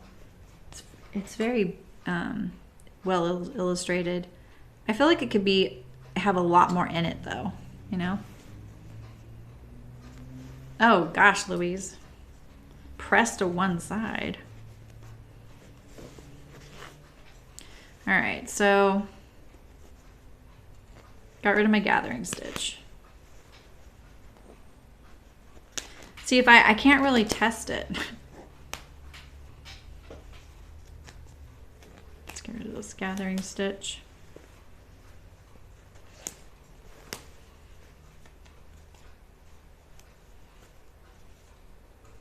I feel like on men's I've seen it that way, you know? Do they really, Sydney? Yeah, see, that's where I think I thought that. Okay. Well, the only drawback with that is that we're going to see a little bit of my wrinkles, my gathers. Like that. You know? Let's do it. All right, towards the body it is. So I'm going to trim this armhole seam. Are you looking for, yeah, towards the body? Yeah, exactly. I feel like that's where I saw it.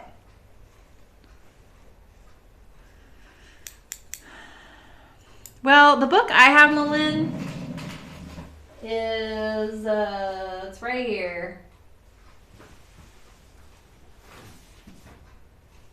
Yeah. Oh, sounds. Hi. I'm streaming. Yeah, I'll come by.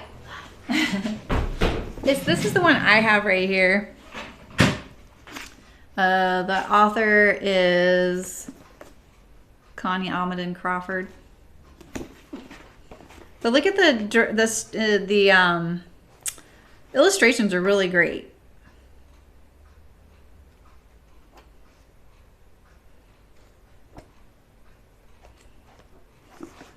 So it's broken up by different kinds of, these are the chapters and stuff. Oh, there you go. Size charts, but this might be dated. It's pretty dated. So there's some, looks like there's some fitting things. I've never even looked at the beginning of this. I will sometimes just look up something specific like, you know, like invisible zipper application, you know? They may have a more updated version. You never know. That was the book I got in college. That's actually not the copy. I actually gave mine away and then I bought it again because I kept needing it to reference for other people that I was teaching. I was like, why did I get rid of this $80 book? You know?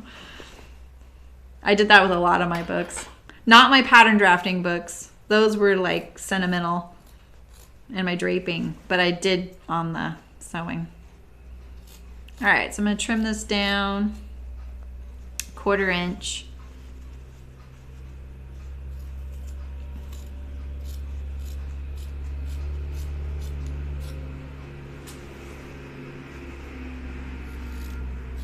These scissors seem a little wimpy for this.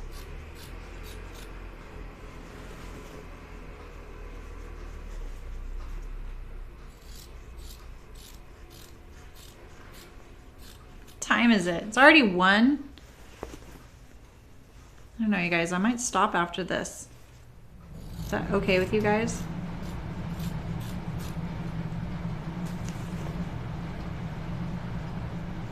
Yeah, the sewing instructions.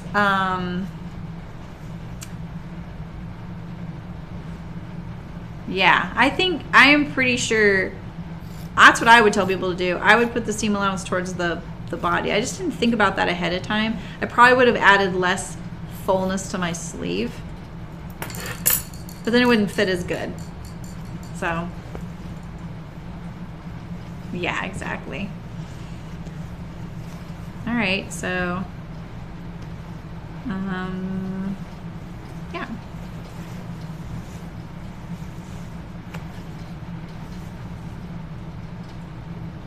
Yeah, the sewing steps are fine. I honestly, I feel like in a way this kind of dates me, but I really like the instructions I get from, if I have to Google something, I look up what Threads does, you know? I feel like they are like the ground zero for me for sewing ideas and specific things. And I feel like when I see how it's done in other patterns and stuff, I see sometimes the same thing, like it's even worded the same way, so maybe they're using it too. Like newer companies, not older companies, you know, I haven't checked that. I have a little like tuck there. So I really like Threads magazine. It's not like flashy and quick, but it's really good information. It's usually 100% accurate, and they've been doing it for a really long time. And it's a really good magazine. I haven't gotten it in a while, but I used to have that subscription for a long time. All right, so I think I'm gonna trim this lining out right here on the underarm seam because of the bulk. Really, I could have probably trimmed all of the lining off the print so it would be easier to fold over, you know? I'm gonna trim this a lot right here. A little bit more is gonna help me. I don't really need the print part, so maybe I will take it out. It's just nice and stable. That's what I like about it. It's more stable, so. No, Louise, I actually found they had a video on it on YouTube the other day. Like I just kind of, I think it was recommended to me. And the thing is, like, it's not, you know, it's not all like, it's not a fancy video. It's very simple, straightforward video. And I thought it was really good. I ended up watching it because I'm like, oh, I just love the information they give, you know? So I don't know if they're necessarily a go-to for a lot of people, but they're kind of like, for me, the library.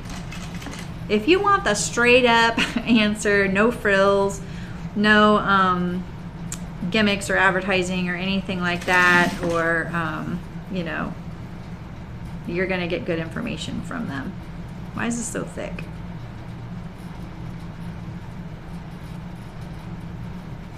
It's just thick. I probably could have trimmed my print a little more. I'm glad I didn't do those notches too thick, too deep. I wasn't thinking about that. I think I thought about it at one point, but not about that. Yeah, I don't think you need to, Louise. I mean, you know, if you want the content of their magazine, yes. I feel like 1 year, I wish I wouldn't say I feel like all the time. 1 year of Threads is great in your library. Like I have a couple of years worth of Threads magazines and I still go and find them. Yeah, it's really affordable. They probably have an online version too. Maybe just check one out. Like if you're at the bookstore and they sell it there, maybe just check one out. Or see if you can get like, you know, one copy and see. But I just found the other day, my friend was here. Oh, I should have pinned this, you guys, because I forget this is going to show on the right side. This is not the inside of my garment. I need to be really like even. I may be taking this out. That won't be good if I have to take this out. I didn't trim it right there either. Eek! I'm talking too much.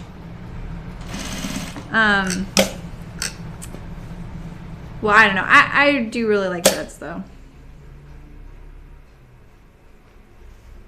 They're my library. There's plenty of great people and resources out there in the world though. And I think also maybe it could be like a regional thing, you know? So Threads is, you know, from Taunton Press, right? Taunton Press?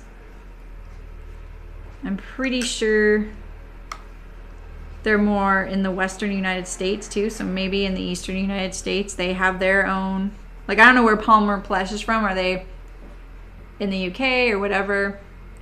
Yeah, exactly, Louise. I know. I don't want the magazine subscriptions either. So I think you just find your resource and you stick to it. I really should have planned this seam out. I'm not gonna lie, this is a little bit of a struggle. I have all this extra sleeve, you know, all those gathers, all those ruffles. Just trying to flatten that out now and make my seam look nice. Oh my goodness, okay. While I casually talk about magazine subscriptions, I feel like I'm gonna have to take the seam out and finish it tomorrow.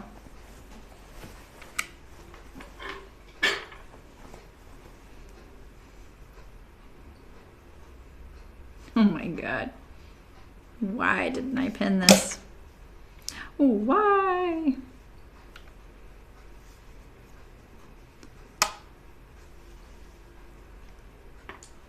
Let's at least get my awl out. It's like a comfort object.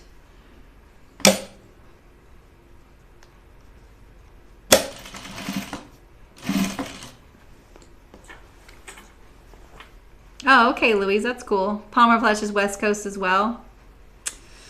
Yeah, see? And I didn't grow up with that. I know a lot of people are really into that, and I've heard of them. They sound like an amazing resource. I know a lot of people really love their information. I should check it out. Because they're not, I don't think they're coming from the standpoint of selling a subscription, you know? Oh my God, this is such a struggle. Sorry, guys. You might want to fast forward if you can. Tell me how this turns out. Phew, okay, I got past that part, but I have a feeling as soon as I turn off the stream, it's coming out and we're doing it again tomorrow.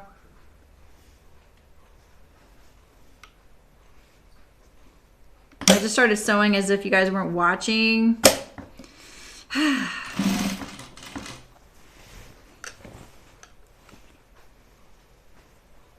Oh, that's hilarious, Louise. Yeah. Not fast forwarding. Sorry. Oh.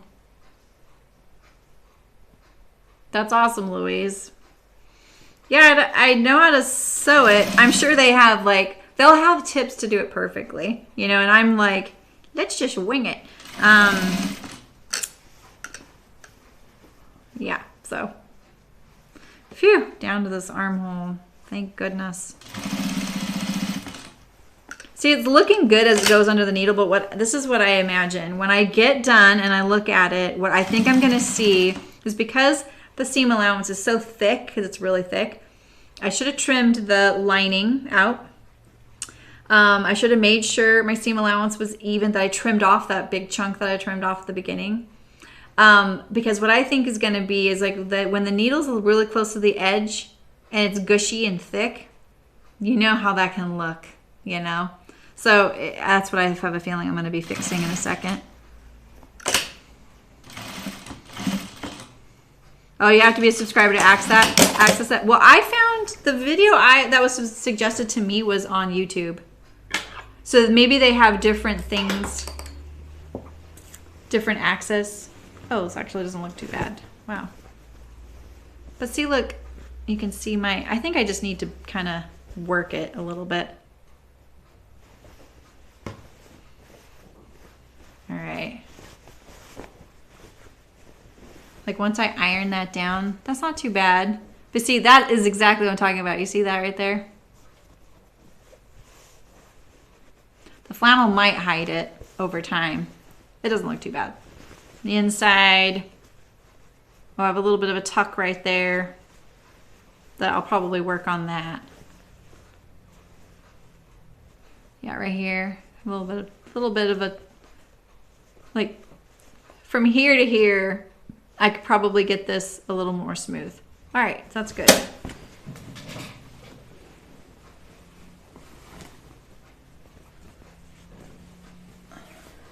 All right. Movement of truth. Wait, it has to go this way. Ooh, it feels so good. It's hard to see on video, yeah.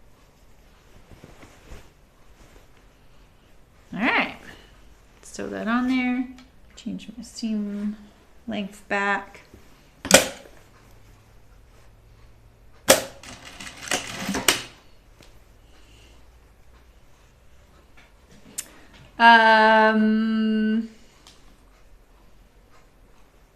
That does kind of sound familiar, Sydney. It's just called Manana Iguana, right? I think we have that one, yeah.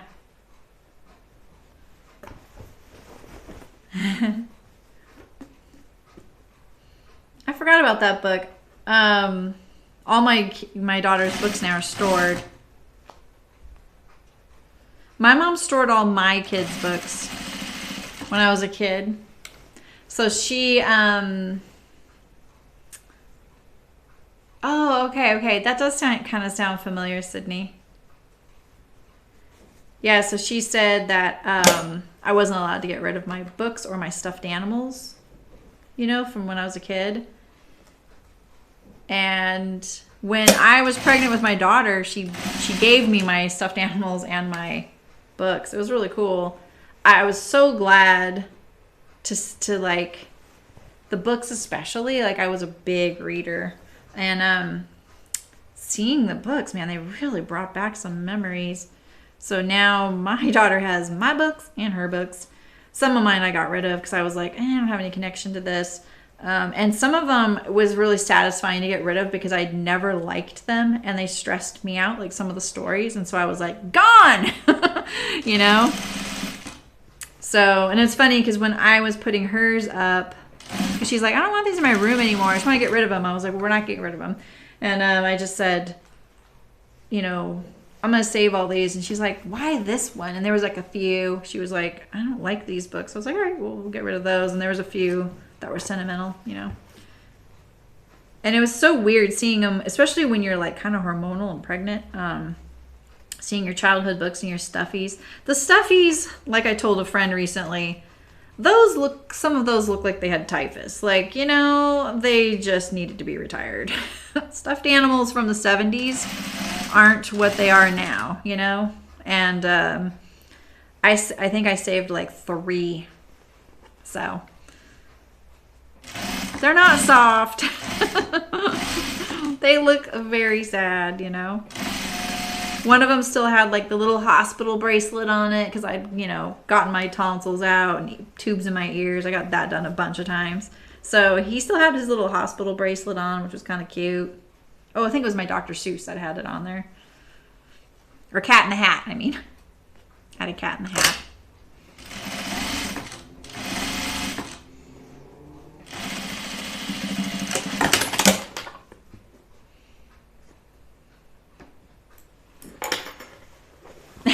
Right, Sydney? Exactly. That is exactly what my daughter started saying to me too.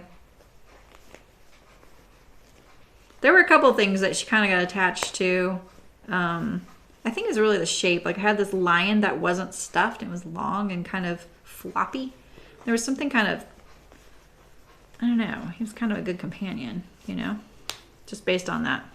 Shoot, I didn't grab my gathering stitch well enough. I think I sewed over it in a couple of spots, so it made it hard to remove. Okay, here we go. Now it's coming. Whew, that was so satisfying. All right, here we go. You don't have to remove your gathering stitch. I do it so that I know it won't show on the other side, and I just like it. I'm kind of a weirdo that way. Do not have to. All right, so I think I'm going to leave this here just because I had it on the other one, but I am going to trim this, especially near the seams, a little lower. Not a little lower than the other side because I want it to be the same, but at the seams, I'm going to definitely make sure. I can always make sure it's folded the same width, and it'll just be easier. Especially right here, and we're going to get rid of it on our underarm on the lining only right here. How old's your daughter, Sydney? Is it you say your daughter? Yeah.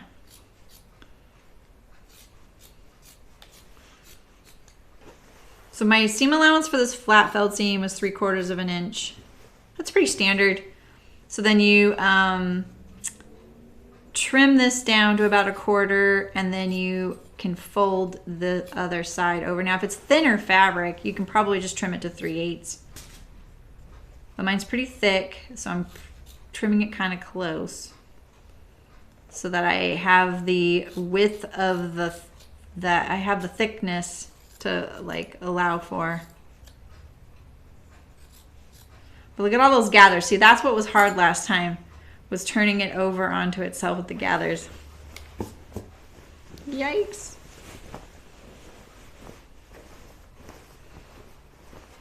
Okay. She's 6. Oh, yeah. Yeah. Mine's 17. That's so weird to say. Oh, look, I got that tuck again. That's crazy. It's right always nestled up against the underarm seam. I'll try and get rid of it.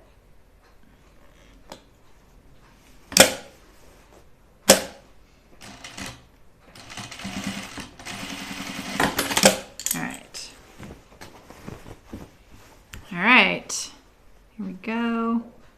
Got all these threads in there. Oof, that's thick. It doesn't feel too thick. It's just the flannel's very gushy, for lack of a better word. It's good stuff. I love it. All right, so this time I'm gonna try and pay, oh, I do need to back stitch that. I keep forgetting my seam will show. That's funny. What was I about to say? I'm gonna pay attention to my lining, I think, on the sleeve, on the inside, the print, the lining print. And then that way I can make sure I don't get those tucks I got on that other. One of the ways you can do that is just making sure that your shirt is kind of perpendicular to the seam, right? Like you just keep it true to the way it's gonna lay. Just kind of spread it out like that.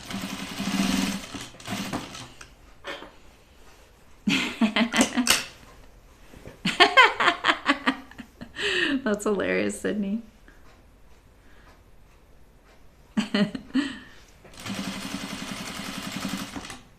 It sounds like there needs to be a timeshare. I'm gonna run out of bobbin.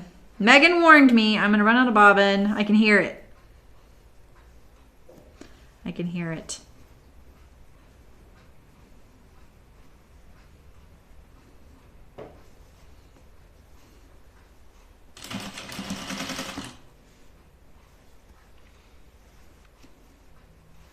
Can you guys hear that? Gets a little noisy and then it calms down and then I run out. Every machine's a little different. I used to always be able to hear when my other machine ran out the second it did it. And then I stopped being able to hear, or I stopped noticing it. I don't know. And I would hear Rayanne's. I would say, oh, your bobbin just ran out. And she's like, no, it didn't. And then she's like, oh, it did. And she would hear it on mine. It's so funny.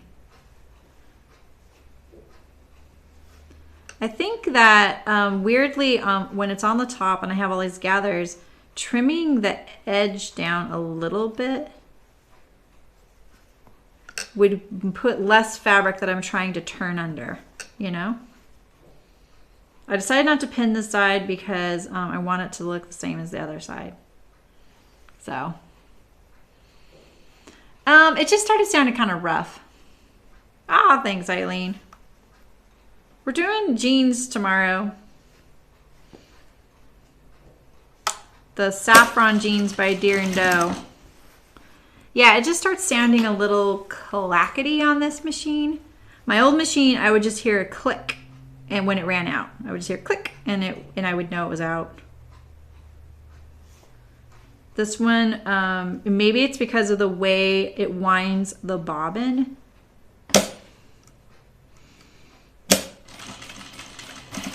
It might not do the tension very well on the first revolutions of the bobbin winder. So that way, maybe that's why it starts sounding a little different. I don't know. I'm no expert on that. It's just what I think it could be, why I would hear that. I need to get rid of some of this here. Okay, let's do this. Let's put the sleeve that way. Here we go. See all this ruffling? Yikes! That's all I gotta say. It's a lot.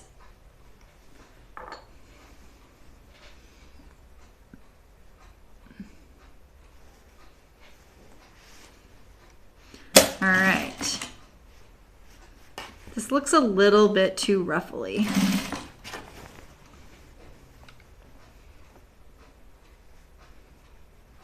I imagine, you know, once it's like been washed and worn and stuff, it'll look really normal, you know? It's so funny how we don't question certain things when we're buying them. I mean, I do. But other things I don't question. I'm just like, oh, that's fine. I wouldn't question this, but it's just making me understand what's happening there.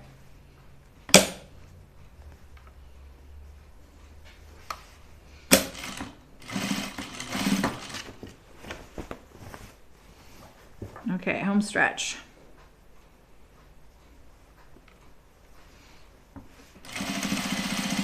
I was really craving gravy last night, so I made gravy. And I told my daughter, I was like, you know, I'm really craving gravy. I'm gonna make it. And what I do sometimes, most weeks I just make lunches ahead, and what I do is I just roast a bunch of stuff. And every week is different. It's whatever I have on the fridge, you know. And I just roast all the veggies I can. I make a bunch of brown rice. And then I just like eat them all together as lunch all week. And each week it tastes different. And I was really craving gravy. So I made gravy and I was like, I'm going to have my lunch stuff with the gravy. It was so good. And I brought it for lunch today. I'm so excited. What is that right there? That, my friend, is a seam coming undone. Where is that? Is it what I just sewed? It is right here. Oh, I think I just ran out of bobbin. Half inch to go. Crazy.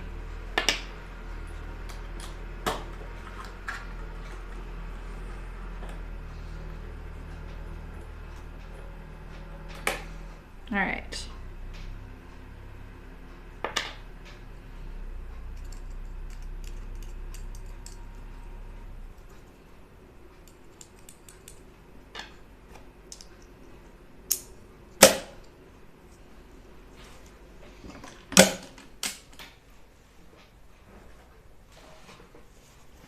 All right, need to sew on here first, and then I will finish that little spot. Where is it? Where is that? Oh, it's down here. Okay. Phew. Glad I saw that.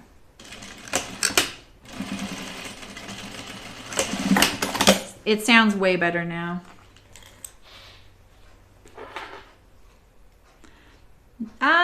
No, I made chicken gravy. I just made it with, you know, broth, chicken, like, we have this really good broth called Better Than Bouillon. So I use that and flour and water.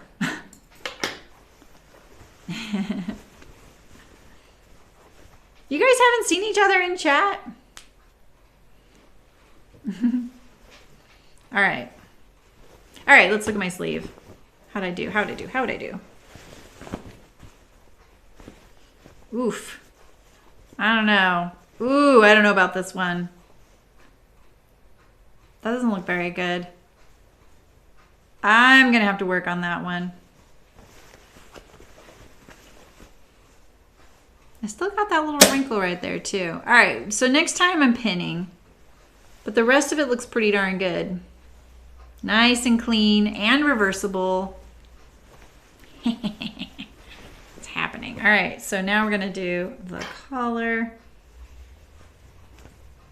And I think I'm going to sew with this edge last because this will be way easier to sew.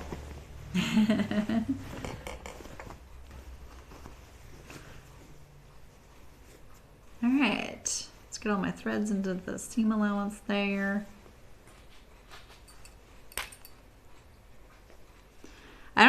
buttons picked out yet either. I may have to go and get some, unfortunately. And I'm going to need a ton of them because I'm going to do double, like a button on the right side and the wrong side. Whoever's suggestion that was awesome. All right, so I'm going to do my non-negotiable points exactly. Shoulders, center back, and start stop. Just like this.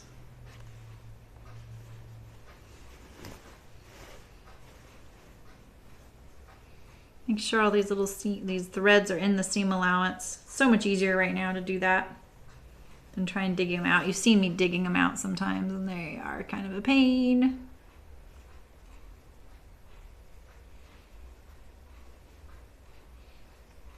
I really like this juncture to be nice, you know?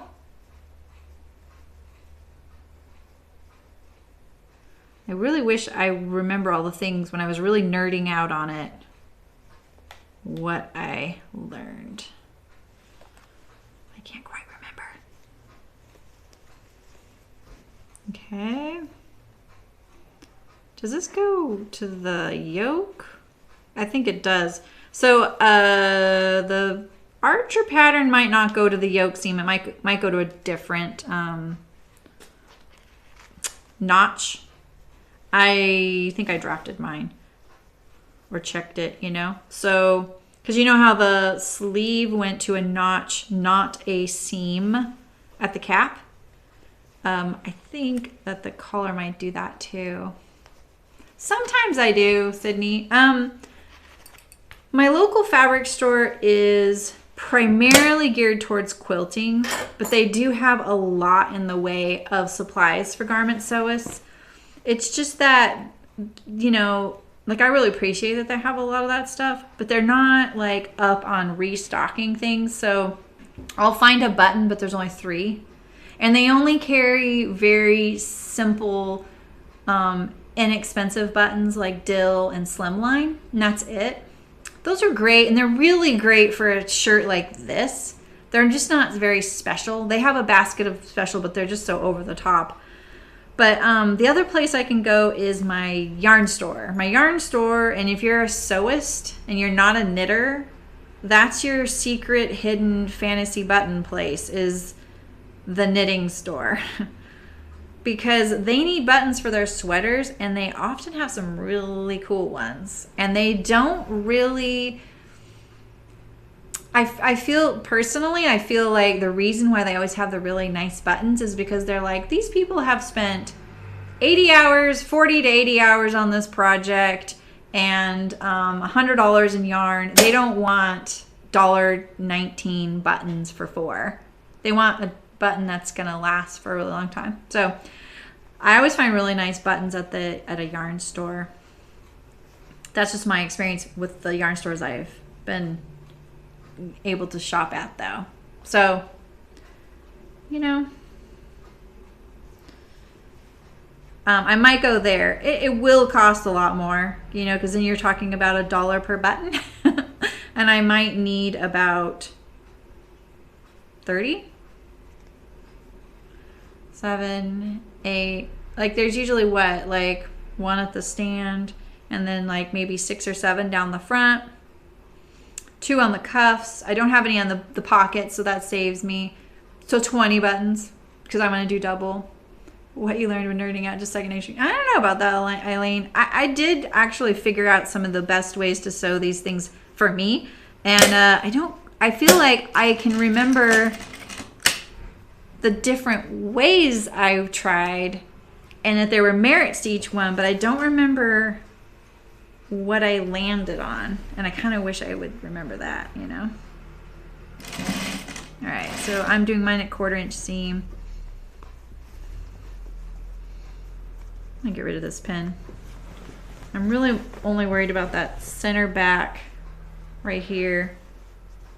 So I find it easier in these kinds of situations to not have pins because I can kind of ease it as I go. If your neckline is like mine, like it's a little bit loose, you could put a stay stitch in it and draw it up kind of like what we've been doing on the sleeve cap. The sleeve cap is an extreme example of that. You don't want to gather your neckline into your collar stand. But if you haven't put a stay stitch around your neckline, it really helps a lot to stabilize it. And that's something mine would benefit from because of this flannel. I'm kind of relying on the quilting cotton, but that's not always the most stable thing either, you know?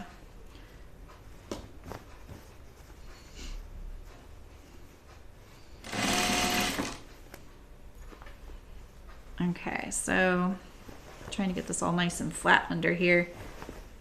It's kind of a heavy shirt now with the sleeves on it.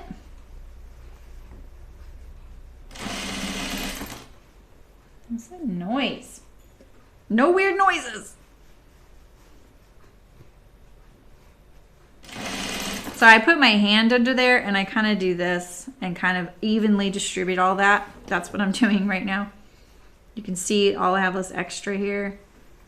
I didn't really ease much on the back neck just now, so I'm kind of thinking I may have just backed myself into a corner. I don't want to feel any tucks though.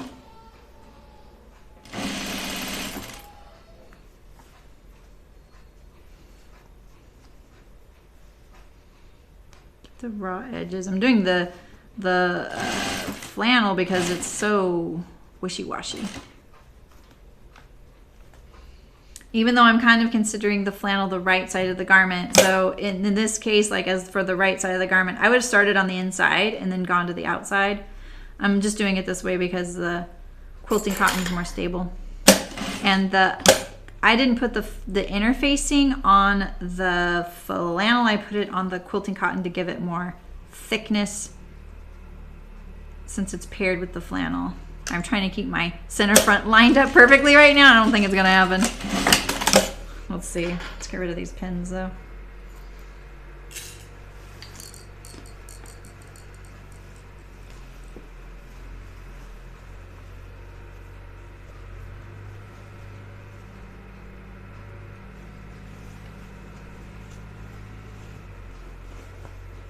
Yeah, exactly, right, Sydney? I know.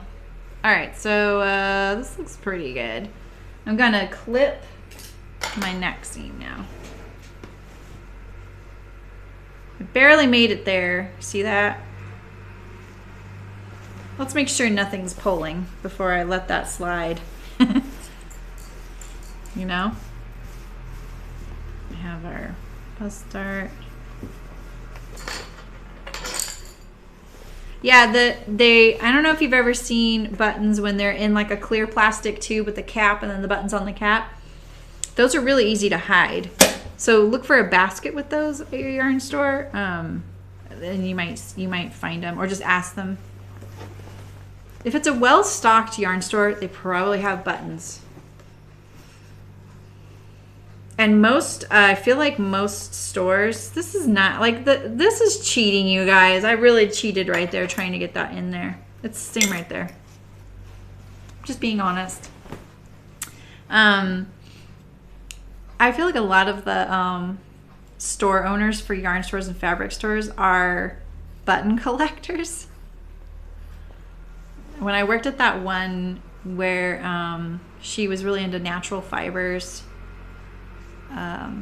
in Humboldt, she had one of the most impressive button selections I've ever seen in real life for a fabric store. I've seen some really, like they're in the Bay Area of California, like near San Francisco Bay Area, there is a store that is only buttons. And my friend who is a knitting and crochet teacher, ooh, I just got so close to the seam there, I gotta reinforce that. She does like little day retreats sometimes, like, and so she'll take people on a little tour. Maybe she'll take them to a yarn store, or she'll take them to a natural dyer, or she'll take them to an alpaca ranch, or a fabric store. She does kind of a mix of things, but she always has these really unique destinations. And one of them she usually takes them on is this store that's dedicated to only buttons. She says there's just a woman there that's had it for forever. They don't even have credit card machine, you know. I think it would be really overwhelming to go there, but it would probably be a good experience too. All right, I'm not going to trim that off quite yet. I'm going to do it right before I sew it. Just going to leave all this in there. My last seam, my label. My label. Where's my center? That's the center, right? Yeah. Oh, but it won't be reversible.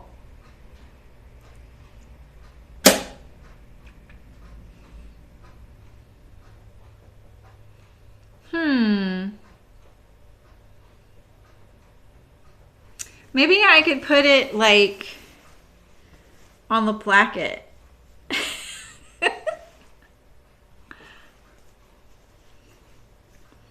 I don't know.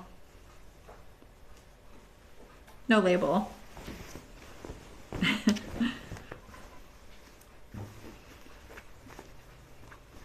I'm not vain enough. Okay. Where's my center?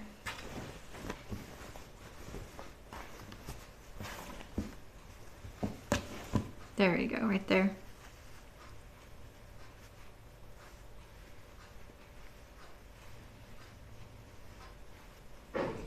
Oh, I know what I was going to tell you guys. Well, I don't have an exposed side seam though. Everything's finished except for this neck seam. I'll think about it.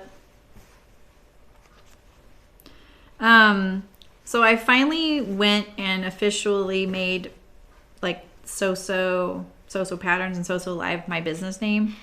And so I went last Monday. You file it online and then you have to go there within 10 business days. So I just went, I filed it on a Friday and I went on a Monday. I told my husband and my daughter was going to the library. I'm like, oh, the library is going to close today. It's Martin Luther King Day. And Michael needed to go to the bank. I was like, oh, you can't go. It's Martin Luther King Day. And then what do? I drove to a county office. And it's right when I was approaching it, I was like, ooh, it's so quiet here. And I was like, oh, it's Martin Luther King Day. So I left. That was last Monday. I forgot to tell you guys about that. I was like, okay. And then yesterday, Monday, I had so many things that I ended up I had to do. So, and that was one of them. So I went and I did it. And then I was like, you know what? The next day I was like, you know what? My bank is right next to the chiropractor. I'm going to go and do this right now. So I went to the bank. And while I was sitting there, I noticed they misspelled patterns. I had already, and so I was like, okay, I don't know what to do now. And she's like, it's okay. We'll print it correctly on your checks, but it'll be patterns with one T. And so it's kind of bugging me. And then I went to the newspaper office and I got there and I was like, God, that's right. This is kind of odd. Like I went directly to the newspaper office, just kind of thinking I'm going to be productive. And then I was like, but this little thing, So I filed it, and then I ended up emailing the recorder's office because I saw an email address, and I was like, is this okay? I was like, I'm really sorry I didn't notice it when I was in there. I don't know if it was their fault or my fault. I can't tell. They don't let you download a copy of your application. So at least our office doesn't. So I just kind of had to, go by whatever it was. And I didn't look it over when I signed it, so it was my fault, I feel like, so I was like, yeah, I'm sorry. And she actually apologized too. She goes, I'm sorry about that, but so I'd have to go back down there. It's not in our town. Like you have to go to the county seat, and it's not that far, but I just don't have much time. I know, Eileen. It's kind of bugging me. You can tell, right? And so I talked with her, and she was like, well, you'd have to come down and sign again. That's the only thing. And so I could, but it's already at the bank. It's already at the newspaper office. She said, well, here's the deal. This is what we can do. She's like, yeah, it doesn't matter. You're fine. You're not going to come across anything that's going to bug you about this, like legally. I was like, okay. So what they're doing is they're going to put it in their system correctly so that when my 5-year renewal comes up, and I have to go down there for that, it'll be automatically fixed. Right, Rachel? Exactly. But you know, I could have like just, it's like you see certain words so much, you fill in the blanks. So I could have, I don't know, so dumb. So silly, All right. Look at that slub there. If it was the only one, it would bug me more. All right, last chance for the label. I do have long hair.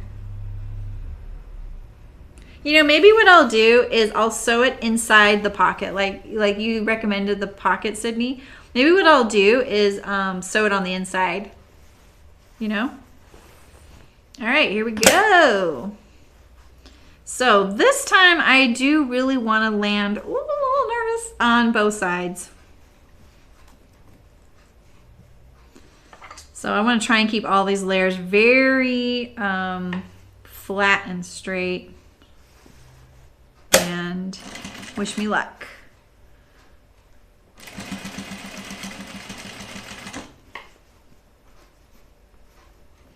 What's funny about doing the neck seam too is, you clip the neck seam before you do this part, but you don't clip this edge that you turn under. You could. It would be easier, but it would be harder because dealing with a clipped edge is no joke. I don't want to do it. Yeah, so I think that was my funny story. But I had one of those days yesterday where I had to be at the chiropractor at 8:30 in the morning. No, that's no problem. But then I was like, ooh, I'm going to go to the bank. It's right here. And so I did that, and I was so proud of myself. And they're like, I just got something done, and I just got this form yesterday, and I'm already at the bank getting this taken care of. And then I was like, well, I'm going to go to the newspaper office. So I went straight to the newspaper office. And then by the time I got to my office, then I was like, I'm going to my office now. Yay. And I hadn't even had breakfast yet, you guys. I was like, oh, there's the dog food store. I'm going to get dog food. I felt so productive. And then by the time I got to my office, I was like, gosh darn it, it's spelled wrong and it's bugging me, Well, I mean, typically I don't worry about it because, the other side isn't going to show. And I'm usually sewing this on the right side of the garment. I'm a little worried about it. I just felt a pin. Is it this? It's not on the inside, right? I'm a little worried about it. But I can always touch up where, like where it didn't land. I want to get this curve kind of nice though, right here. I mean, all in all, it's been going pretty good. The right side, wrong side thing. Like we did the collar on both sides.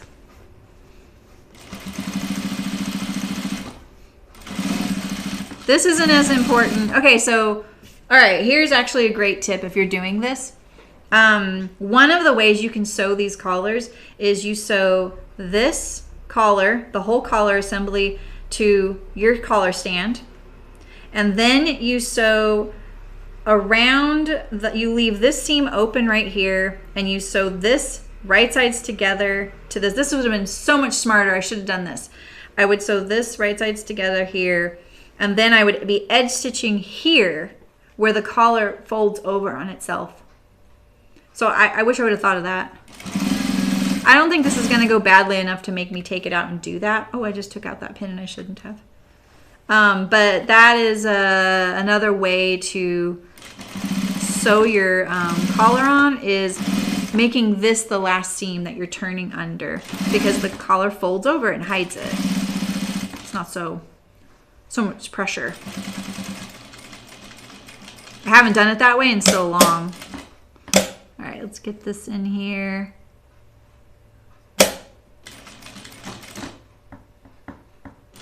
One stitch, please. Just one.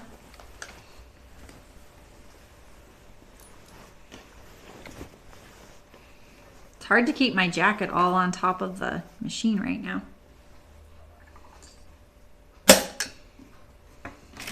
And like I'm tempted to try and stay inside the collar stand a lot so that I know I'm landing on both sides. But then this edge will be, you'll be able to lift it up a little bit. And we don't like that. So that's smart, Eileen. I should just sew a collar like that sometime soon so that it is kind of more at the forefront, you know? And I maybe think to do it. I haven't done it in so long, I don't ever think of it. It's kind of a, it's not too unique, but it's kind of a unique way to do it. You don't really see a lot of people do that. I think the automatic machines that sew collars and collar stands, that's how they do it. If you look at your collars and collar stands on ready to wear, ooh, that fell off right there. You'll notice that it looks like this was a seam here, you know, on both sides. So it's probably in here. All right. Moment of truth.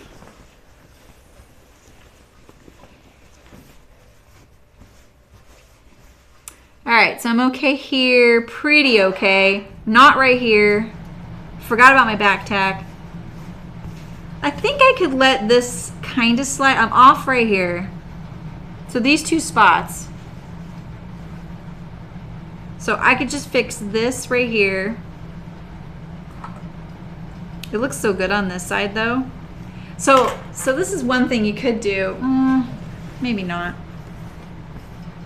This is under my hair. It's not that critical, you know? But at the same time, when you guys come over and you start inspecting my clothes, you might see it. Don't we always worry about weird stuff like that? I mean, I could just stitch it down right now and see what happens on this side. And then that way I would know what to take out. So let's just try it since this is under my hair. So I'm going to backstitch right here. And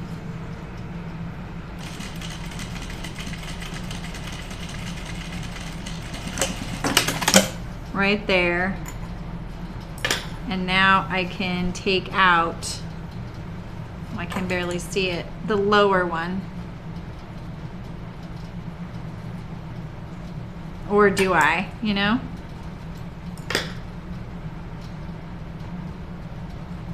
Depends on how fussy you want to get. It's our first time doing reversible, right? So we can be nice to ourselves. Is that, oh, that, I don't think that's the thread. They're really doing a lot out there in the parking lot today, aren't they? Yeah, right, Aline, exactly. Rachel. Well, oh, hi, SodaFit. How's it going, Andrea? You know, I didn't do the gray up because, well, it's reversible. And because the flannel is so, it falls apart.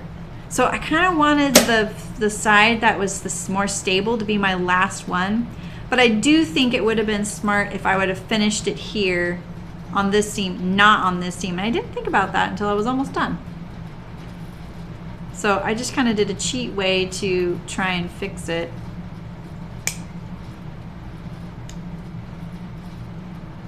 Are you streaming today, Andrea? What are you doing? How are you? Nice to see you. All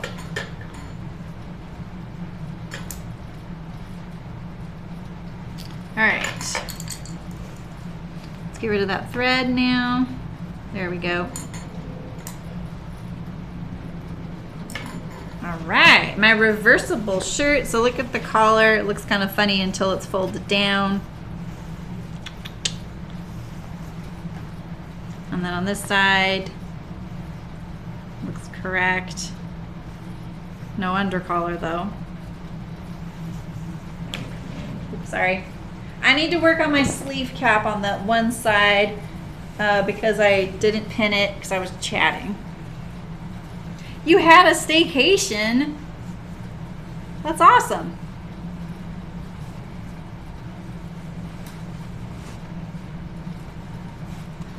So I got, wait, my camera's always over here, okay. So I have my side pockets, my vents.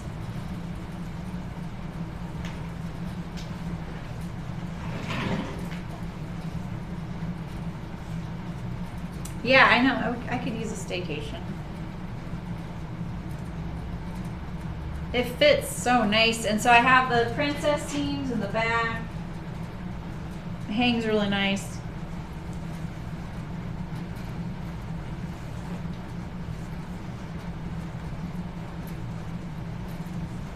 All right, let's put it to the test.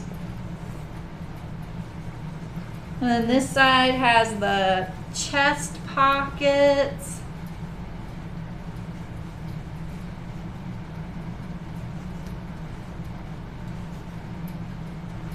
Yeah.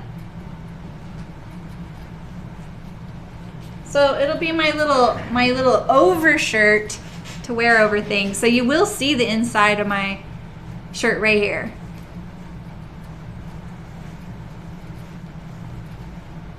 Or it could just be a thick archer. Yeah, it's kind of like a jacket. But I'm gonna wear it around the house. Watch me end up wearing it like this with the flannel towards me, and then I'm gonna be bummed I don't have the hand pockets for my cookies and my phone and my glasses, you know? Cookies. Lately it's ice cream sandwiches. Yeah, right? I know, soda fit, exactly. But this is kind of what I wanted, so I'm pretty happy. I mean, like, fully reversible, and so I'm gonna put the buttons and buttonholes on. And I even made the pleats go the correct direction on both sides of the sleeve, and it didn't add too much bulk, thankfully. So, oh, thanks for hosting. So, Twitch, okay, Twitch, are you really up and running? Because I could not see the video feed. It was acting. Oops, I just lost you guys. Dang it. Sorry. Let me pull that into that window. I'm really sorry, Twitch, that the feed has been totally funky today. Look at that. It's actually not my, whew, I don't know what that is. Anyway. Yeah, I don't know what is going on with Twitch today. So it's okay on YouTube. So I don't know what happened, but it's like all rainbow on there now. You have a Twitch account too, Andrea? That's awesome. Yeah, I stream on both at the same time, but twice lately, the video is not working on there, but it works on YouTube. So I don't know. I'm not an expert in that. You're so good at all that stuff. You are really good at it. I have this like, you know, limit to what I want to do with that stuff. So yeah. Yeah, I know lots of people sew on there. A lot of cosplay. Do you ever watch those cosplay streams? They're so fun. So, oh, you did, H. Dot, thanks. Yeah, so it is weird for you then, right? Because that's what it looks like to me. I just thought maybe it was okay for the people on Twitch, so. Ah, Glenn, that's awesome. Thanks. What's your Twitch channel? I'll host you sometimes. I don't really know what that means, but I set it up, so. Twitch stresses you? See, I only watch live streams on Twitch because I like watching the gaming ones. So it can be really fast paced. It's a little easier to use too. So there's that. And you can zoom on Twitch, which is great. Yours is Soda Fit, Andrea? Okay. I'm going to follow it. Oh, you don't. Oh, okay, Glenn. That's clever. You just auto-host people anyway. Clever. I could do, oh no, I'm not going to, I was going to say I could do that on my other Twitch account. Boy, that would have been dumb. That would have blown my anonymity with my gaming crowd. Yeah, it's still weird.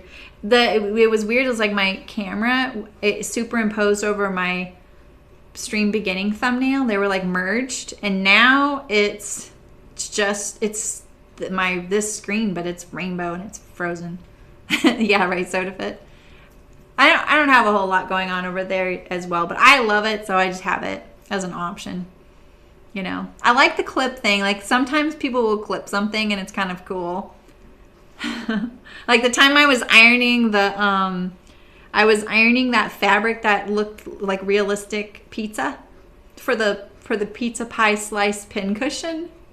And Bryant clipped it for me, so you could see me ironing the pizza. Then he titled it "How Sewers Reheat Their Food" or something. It was really funny.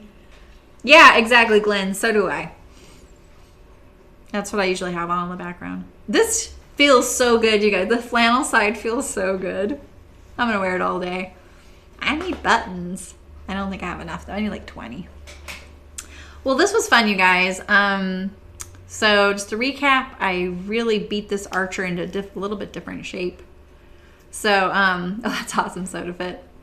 If you're an Amazon Prime member, it's worth it to link your Twitch and your Amazon Prime, and then you can watch without commercials if you subscribe to somebody.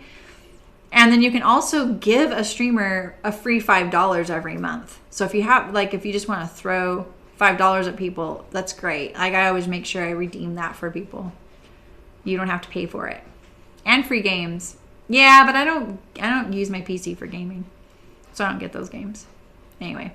All right, so I took out a lot of excess in the small of the back of the Archer. I put princess seams in there. I added, and then I also moved the seam line of the sleeve up on my shoulder more and added to the cap, and I put a lift in the sleeve. So I have a lot more freedom of movement. I would actually use this for my tamarack next time. This feels so good. And then for this particular shirt, I made it reversible, added the side vent, straightened the hem, and put hand pockets on one side, on the other side. So I'm very pleased with it. So I'm going to put buttons and buttonholes on it. I'm going to put the buttons on both sides so that it can be buttoned either direction. That's my plan. I do have like tortoiseshell. I basically redesigned the pattern. Yeah, I know. I'm kind of... But it is still an Archer. It just has princess seams and vents and hand pockets. But I've sewn this a couple of times. So if you're looking for a video on how to sew this, I've sewn it twice more. Just go to my website and you'll see each project's on there in a really concise way, and all the links to the videos are there in order. So it's way easier than navigating YouTube, in my opinion. So, well, it was really nice having you guys. I love all your names are in the colors of citrus right now. I love it. It's yellow and orange and lime green and grass green. It's really pretty. Always later in the stream, they all turn to citrus. It's almost like YouTube saying, all right, lady, it's time to be done. So tomorrow we are making the...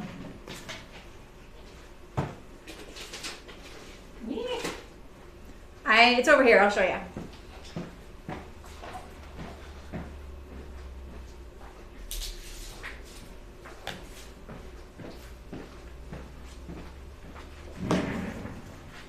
We're making these very saucy jeans. Ah, thank you, Andrea. No, you're amazing. Like all the fitting you do and the things you do for your Patreon patrons. Very awesome. Very inspiring for me. Trying to be better about that. Yeah, cool, Sydney. I'm glad to hear that. All right, so yeah, so we're doing the deer and doe saffron jeans in my size. I need to research these a little bit. Where do these sit? Oh, so there are some really great jeans fitting little diagrams in here. Oh, nice. Which ones are you going to make? Are you drafting them? There might be some people here interested if you're drafting. I know they do look high rise. I hope they are. I don't have the pattern envelope.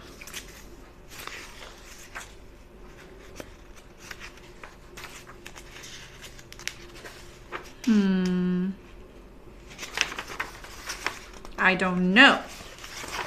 I'll have to read the description. So we'll do I'm going to cut them tomorrow, make any pattern adjustments, cut them tomorrow, and then we'll sew part 1 on Saturday. And the part 1 on Saturday will include the entire fronts with including the fly zip and the pockets. And then the next week we'll do the backs with the pockets. It doesn't look like there's a yoke seam. Weird. There's no yoke seam and no darts. Oh, cool. All right, we got to remember to tell, I think it's Malen, you guys. Yeah. Someone was asking earlier what have been my favorite jeans. So I've made the ginger jeans a bunch, and I really like made that pattern more and better for me. We've made the Mountain View pull-on jeans by Itch to Stitch. We love that pattern. And then I made the Ash jeans by Megan Nielsen. The Ash jeans by Megan Nielsen fit me the best right out the pattern envelope. No, Sydney, no, because you wouldn't want to stretch it out at the max here so that it'll fit the waist. You'd have to have it really tight at the waist in order to not have gapping. I know, but it doesn't mean, yeah. So, I know there's that one pair of pants that I never mentioned that everyone was sewing last year, and I just couldn't even look at pictures of it. It looked so, I just wanted to write a strongly worded letter. Like, it looked really bad in the crotch on everybody I saw, and I mean really bad. And there's no side seam on that pant, so you had to have it pretty high-waisted. I don't really know how it worked. There was no shaping. You know exactly which one I'm talking about, Andrea.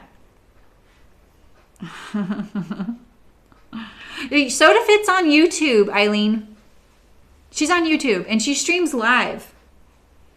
You'll see me in there when she's on Fridays. Often on Fridays, if she's streaming, I try and join and say hi. Yeah, you know which one I'm talking about. Oh, I'm so glad I'm not the only one that thought that. I was really disappointed in who was making it. Like, prominent people were making it, and I was like, this is not okay. I think it's sold on Etsy, Rachel. Yeah, no, Glenn, this makes it look like you're a man wearing these jeans if you're a woman. So, they looked really cute on a very, very particular body. I know, Eileen, I know. So, it's not like they were a bad pattern. They just didn't fit most folks, you know. So, yeah, that's what I figured, Rachel, that would help you.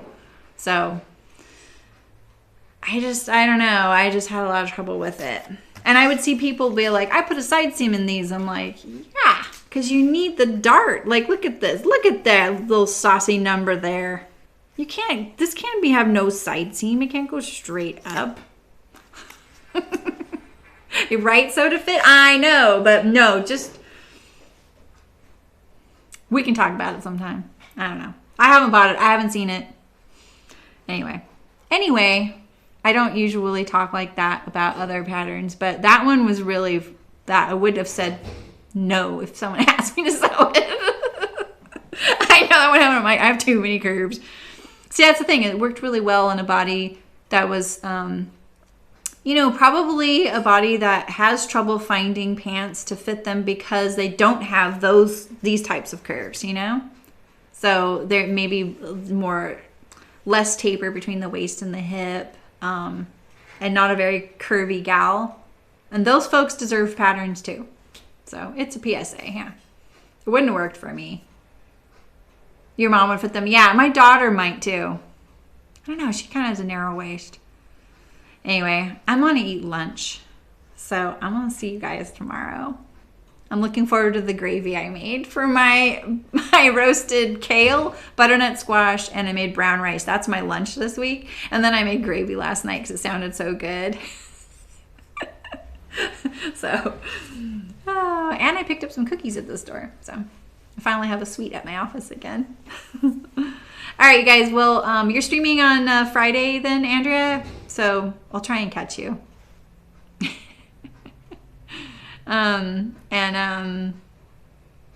Yeah. So you'll see me tomorrow. Tomorrow's Thursday. We're going to be cutting out the saffron jeans by Deer and Doe, as provided by Hearts Fabric. So, all right, cool. Gravy. Gravy's so good. All right, you guys. Hasta mañana, iguanas. I will see you then.